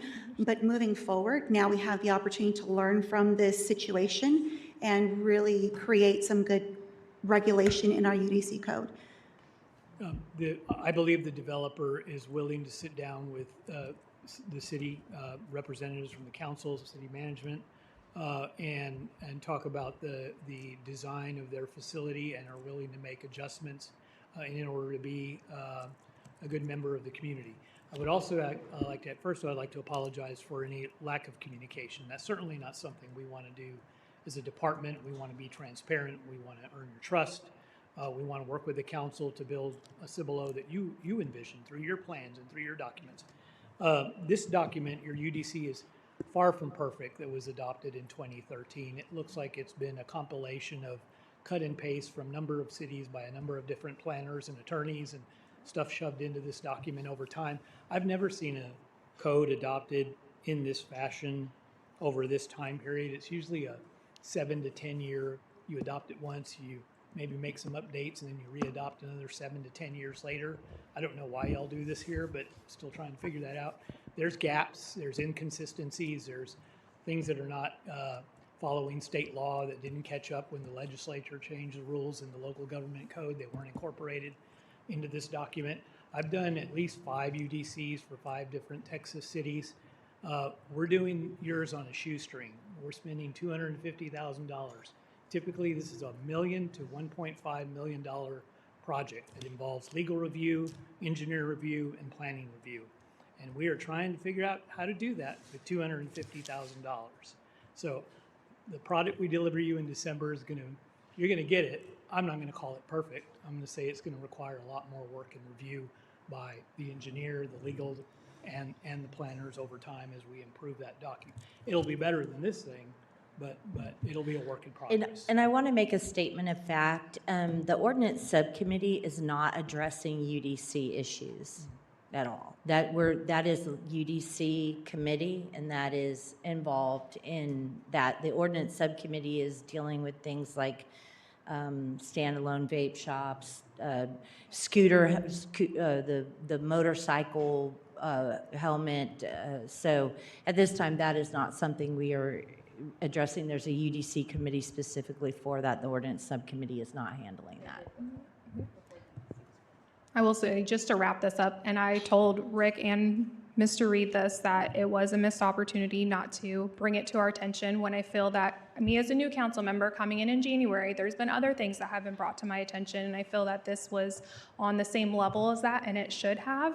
But when I met with Mr. Reed again last week, and we talked about this, that when we do our one-on-ones with him every month, we will be going over the EDC report. That is a new process because of what has occurred with this, to make sure that we are discussing that every single month with him. So that is a change that we are making because of this. That's correct. Yep. It's because of my meeting with Mrs. Brown. When I walked through it thoroughly, there were 2 things that I wasn't absolutely clear on, such as expansion at Ernie's. I was like, I'm not sure what that means. So I sent council an update because Clancy Harden provided me clarity on that and one other one. In addition, I will say that Mrs. Sanchez-Stevens emailed a suggestion that we have the EDC monthly report on a regular council agenda. So Clancy and Rick, like you see the fire department and the police department and public works, you will have the EDC monthly report on your council agenda. So I will, even in my one-on-ones, have it at the top of my agendas with you. And I may bore you to death, but we're going to walk through every page because it's only about 4 pages long. I think it's So- critical for council to understand a more in-depth about business retention and expansion, the amount of work that goes into that, why it's so critical to the success of Cibolo, as well as regular economic development, and participating with our ED department in those things that are applicable for you guys to go to, because it matters. Your role really matters. So I don't know if we need to make a motion, but I do want to make sure that we just continue direction on working with these regulations and looking what we currently have in process so we can mitigate this from happening again, because right now we still are opened up to a lot of risk without having those changes in place. Yeah, I'm not sure a motion is necessary. I think we understand the direction. We know where council is, and I think staff wants to align our operations where what we're hearing here tonight. And just one side note, I do want to add that there's 2 developers in this project. Developer number 1, we have experience working in the San Antonio region with different developers. I don't believe that developer number 1 had the financial wherewithal to realize a $50 million project, and that never was his intent. He was conceptualizing a project, getting it to site plan approval, and then flipping it to developer number 2 that clearly has the financial wherewithal to build a $50 million or $100 million project. And so there's a lot of moving parts along the way in addition to the utilities. And I'll echo, no need for a motion. Rick has actually already drafted a regulatory framework, which he alluded to earlier in a very executive way, and that will be brought back to council. As the mayor mentioned, the ordinance is to come here first, you to give feedback, and then we proceed through the normal regulatory approval process of public hearings in front of the P&Z, a recommendation from them to you, and then back to you. It is already underway. That is my commitment to this council, that you will be the body that begins that, because, Marissa, exactly what you were talking about earlier. Yeah. And then just Real quick, please keep us abreast, Mr. Reed. Say again? Please keep us abreast if they come back and say that we can tour a data center with some of the questions that I had with that. Yep. Still waiting to hear back from them. Yep. thank And The Economic Development Director in Garland today, they would, and I've also worked with NTT Data, which has the largest data center in North Texas. They would welcome a visit. So any council members that want to make the trip, we would arrange travel and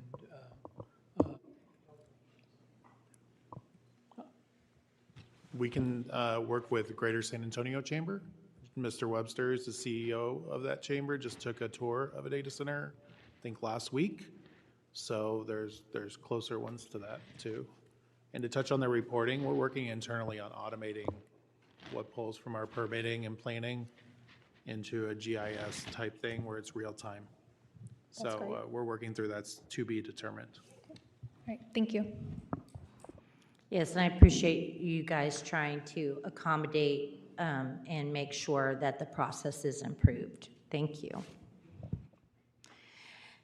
Mayor? Maybe, yes. Chief Andrews, you asked me for some numbers. I just want to make sure I deliver on. Well, would you like to share your numbers with us? Yes, ma'am. So in 2024, the Animal Services Division took in 822 animals. Now, again, our biggest intake is strays. That year, we had an influx of cats. So that drove that number up. In 2025, we took in 685 animals. And again, even That's a lot of fluffies. during that particular time frame, the majority were strays. And thus far this year, we're at 345 animal intakes. And again, strays are kind of our biggest driver. Do you know if those are individual animals or if that counts each repeat customer? So that's a great question, Ms. Cunningham, because in some of them, we do get, when we have a complaint and we go out, this year alone, we've taken in a few from investigations, obviously with animal hoarding cases. But those are kind of similar to the ones that we see. They're kind of some in bulk, and then the rest are just throughout the year. I just know I have one dog in my neighborhood that gets out quite a bit, and so I didn't know if he was being counted once or if he was being counted multiple times. 'Cause Yeah, I'm sure and- he's a and that- good chunk of it. And that's a great point, because we do, it's each occasion, it's just like a call for service, right? Yeah, we may have took it in, but if we pick it up again, it's considered a stray, we're having to pick it up another time. Yes, ma'am. And with those subdivisions in the ETJ, we're going to be getting a lot more. I would say that that's accurate, and we have had those conversations with those parties when we met with them. Well, we were going to, but moving on to 16G, discussion from council members that have attended seminars, events, or meetings. Yes, you. So over the weekend, I met with some residents from Mesa at Turning Stone. They kind of had an ad hoc HOA meeting at the pool there. I went to talk on behalf of the data centers, told them what I know, what I don't know, what questions are being asked, encouraged them to either listen in tonight or that a town hall was forthcoming, so they were appreciative of that. I went to the Mills 10-year anniversary. That was exciting. Bought things I don't need, as I usually do. And then, other than that, I've been working with staff on some things that I'm going to try to get going in the next few months, and hopefully when we get some fruition, I'll be able to bring it back. Okay. I attended the budget meeting. I also sponsored bingo at the senior center on Friday. That was really fun. We had a great time over there. Got to see the new paver in action. So thank you so much for the city staff who worked to coordinate for that. That for us, it was neat to see what we approved being used and how it was being used and answering some questions. I was also with Animal Services for a bit to get more information about fostering. So just wanted to make sure a lot of our community members know that everything's included if you want to foster a pet, kennel, toys, food, everything. So it's really good if that's something that you're interested and able to do. And then you can also provide support. So maybe you can't keep a pet long-term. You can go in there, If you want to take a dog to the park, go get a pup cup, take them for a walk, you can do that. Those are some of the things that you can do and coordinate with animal services. So just so everyone is aware of that. And then just been meeting with residents and really city staff to get some facts about the data centers and kind of what our way forward is. Oh, thank you. We had the Youth Council Subcommittee meeting and discussed the retreat. It will be on August 8th for the youth who have applied for Youth Council. So we will be meeting with them. The Cibolo Summer Nights is on the 7th. I think that's on our calendar. But I'm not sure, Mr. Huggins, was Youth Council going to have a table at that one too? Okay, so I'll be at that one as well, helping out with that Youth Council table. And then I met with some residents about concerns that they had with neighbors and street parking. Street parking seems to be it comes in phases and waves. So street parking is starting to be on the upswing again. And then following up, I do drive-throughs of neighborhoods to see if concerns that have been reported have been corrected, and it looks like some of them are having some traction. And then after all the rain, I drove through some of the areas that people were reporting as being really badly flooded to see if there was like debris and stuff left over, potholes or whatever. So lots of just driving and checking. I had, Oh, no. I had the honor of attending the Women's Growth Alliance, which is a part of the Chamber's offering, one of their offerings, and it was very encouraging. A lot of female business owners and professionals that came together to talk about, you know, our region and how we could be of assistance to one another. I, of course, attended our lovely EDC meeting. I also had a meeting on the 20th of this month with the Council Ordinance Subcommittee, where we did talk with the attorney about several ordinances that we could bring forward for the UDC, which this was the one exception where the Council Ordinance Subcommittee did that because we were asked at the last meeting to do that. And so we have some pending options that we will be able to bring to you. I did the chamber luncheon. We got to meet with a company from Japan, and that was really cool. And I want to say Mashite. It's nice to meet you. I'm sorry if I did a terrible job of that. And then I got to go a little bit for the SUCISD State of the, which I saw several of you there. And I'll save it for you. We got to see a special machine. Remember? We got to see some street put down. We really want to say thank you to Margarita and Mr. Hargrove, and his team for that. And also, I had some discussion. I had 2 discussions in one day with 2 different people about drainage issues, one in the Tolly Road area, and then Mr. Reed and I went and looked at some of the Saddle Creek Ranch, which many of you are familiar with. I know Norma is very familiar with that, the issues that they're having over there. So it's very busy, but good.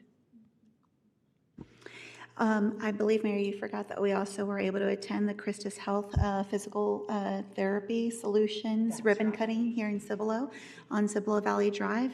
It's just really great to know that the Christus system is within our community providing those services. So this is really great to have them close by. Also, I was able to attend the SCUC breakfast that really brought light to just the state of that, entity and the struggles that they're going through and the needs that they still have pending, and that we will see that as a community in this coming year. Also, was able to attend the Youth Council Subcommittee and hoping that the retreat that we're putting together brings about a lot of discussion from the youth to see what it is that they'd like to work on in this incoming year. Also, the Public Works asphalt demo was really great. I really am grateful for actually the repair work. In talking to Russell, I had asked him about because initially council had approved just the striping when I brought that forward in front of the school. And he said they went ahead and took it upon themselves with extra funds from the street maintenance program to go ahead and just redo the asphalt on that road so that we can go ahead and just have it last longer. So although council, didn't have that directive on the city side, they went ahead and made that decision. So I appreciate them doing that and giving us an opportunity to go take a look at what that looks like. Also, we attended the budget workshop together just last week, and we were here till about almost this time. And we have another one coming up on Thursday, so we'll see how soon or how late we get out. But thank you. All right, then we are going to move on to 16H. Discussion on items the City Council would like to see on future agendas. Mr. McLaughlin? Right, Mr. Randy Robert? No? No? No? Were you going to bring back the ordinance subcommittee, the standalone vape shop ordinance, updated ordinance? We have a meeting on Thursday, Okay, thank you. so hopefully we will have that done. All right, moving on to 17. Motion to adjourn. Thank you. All right, all in favor? All right.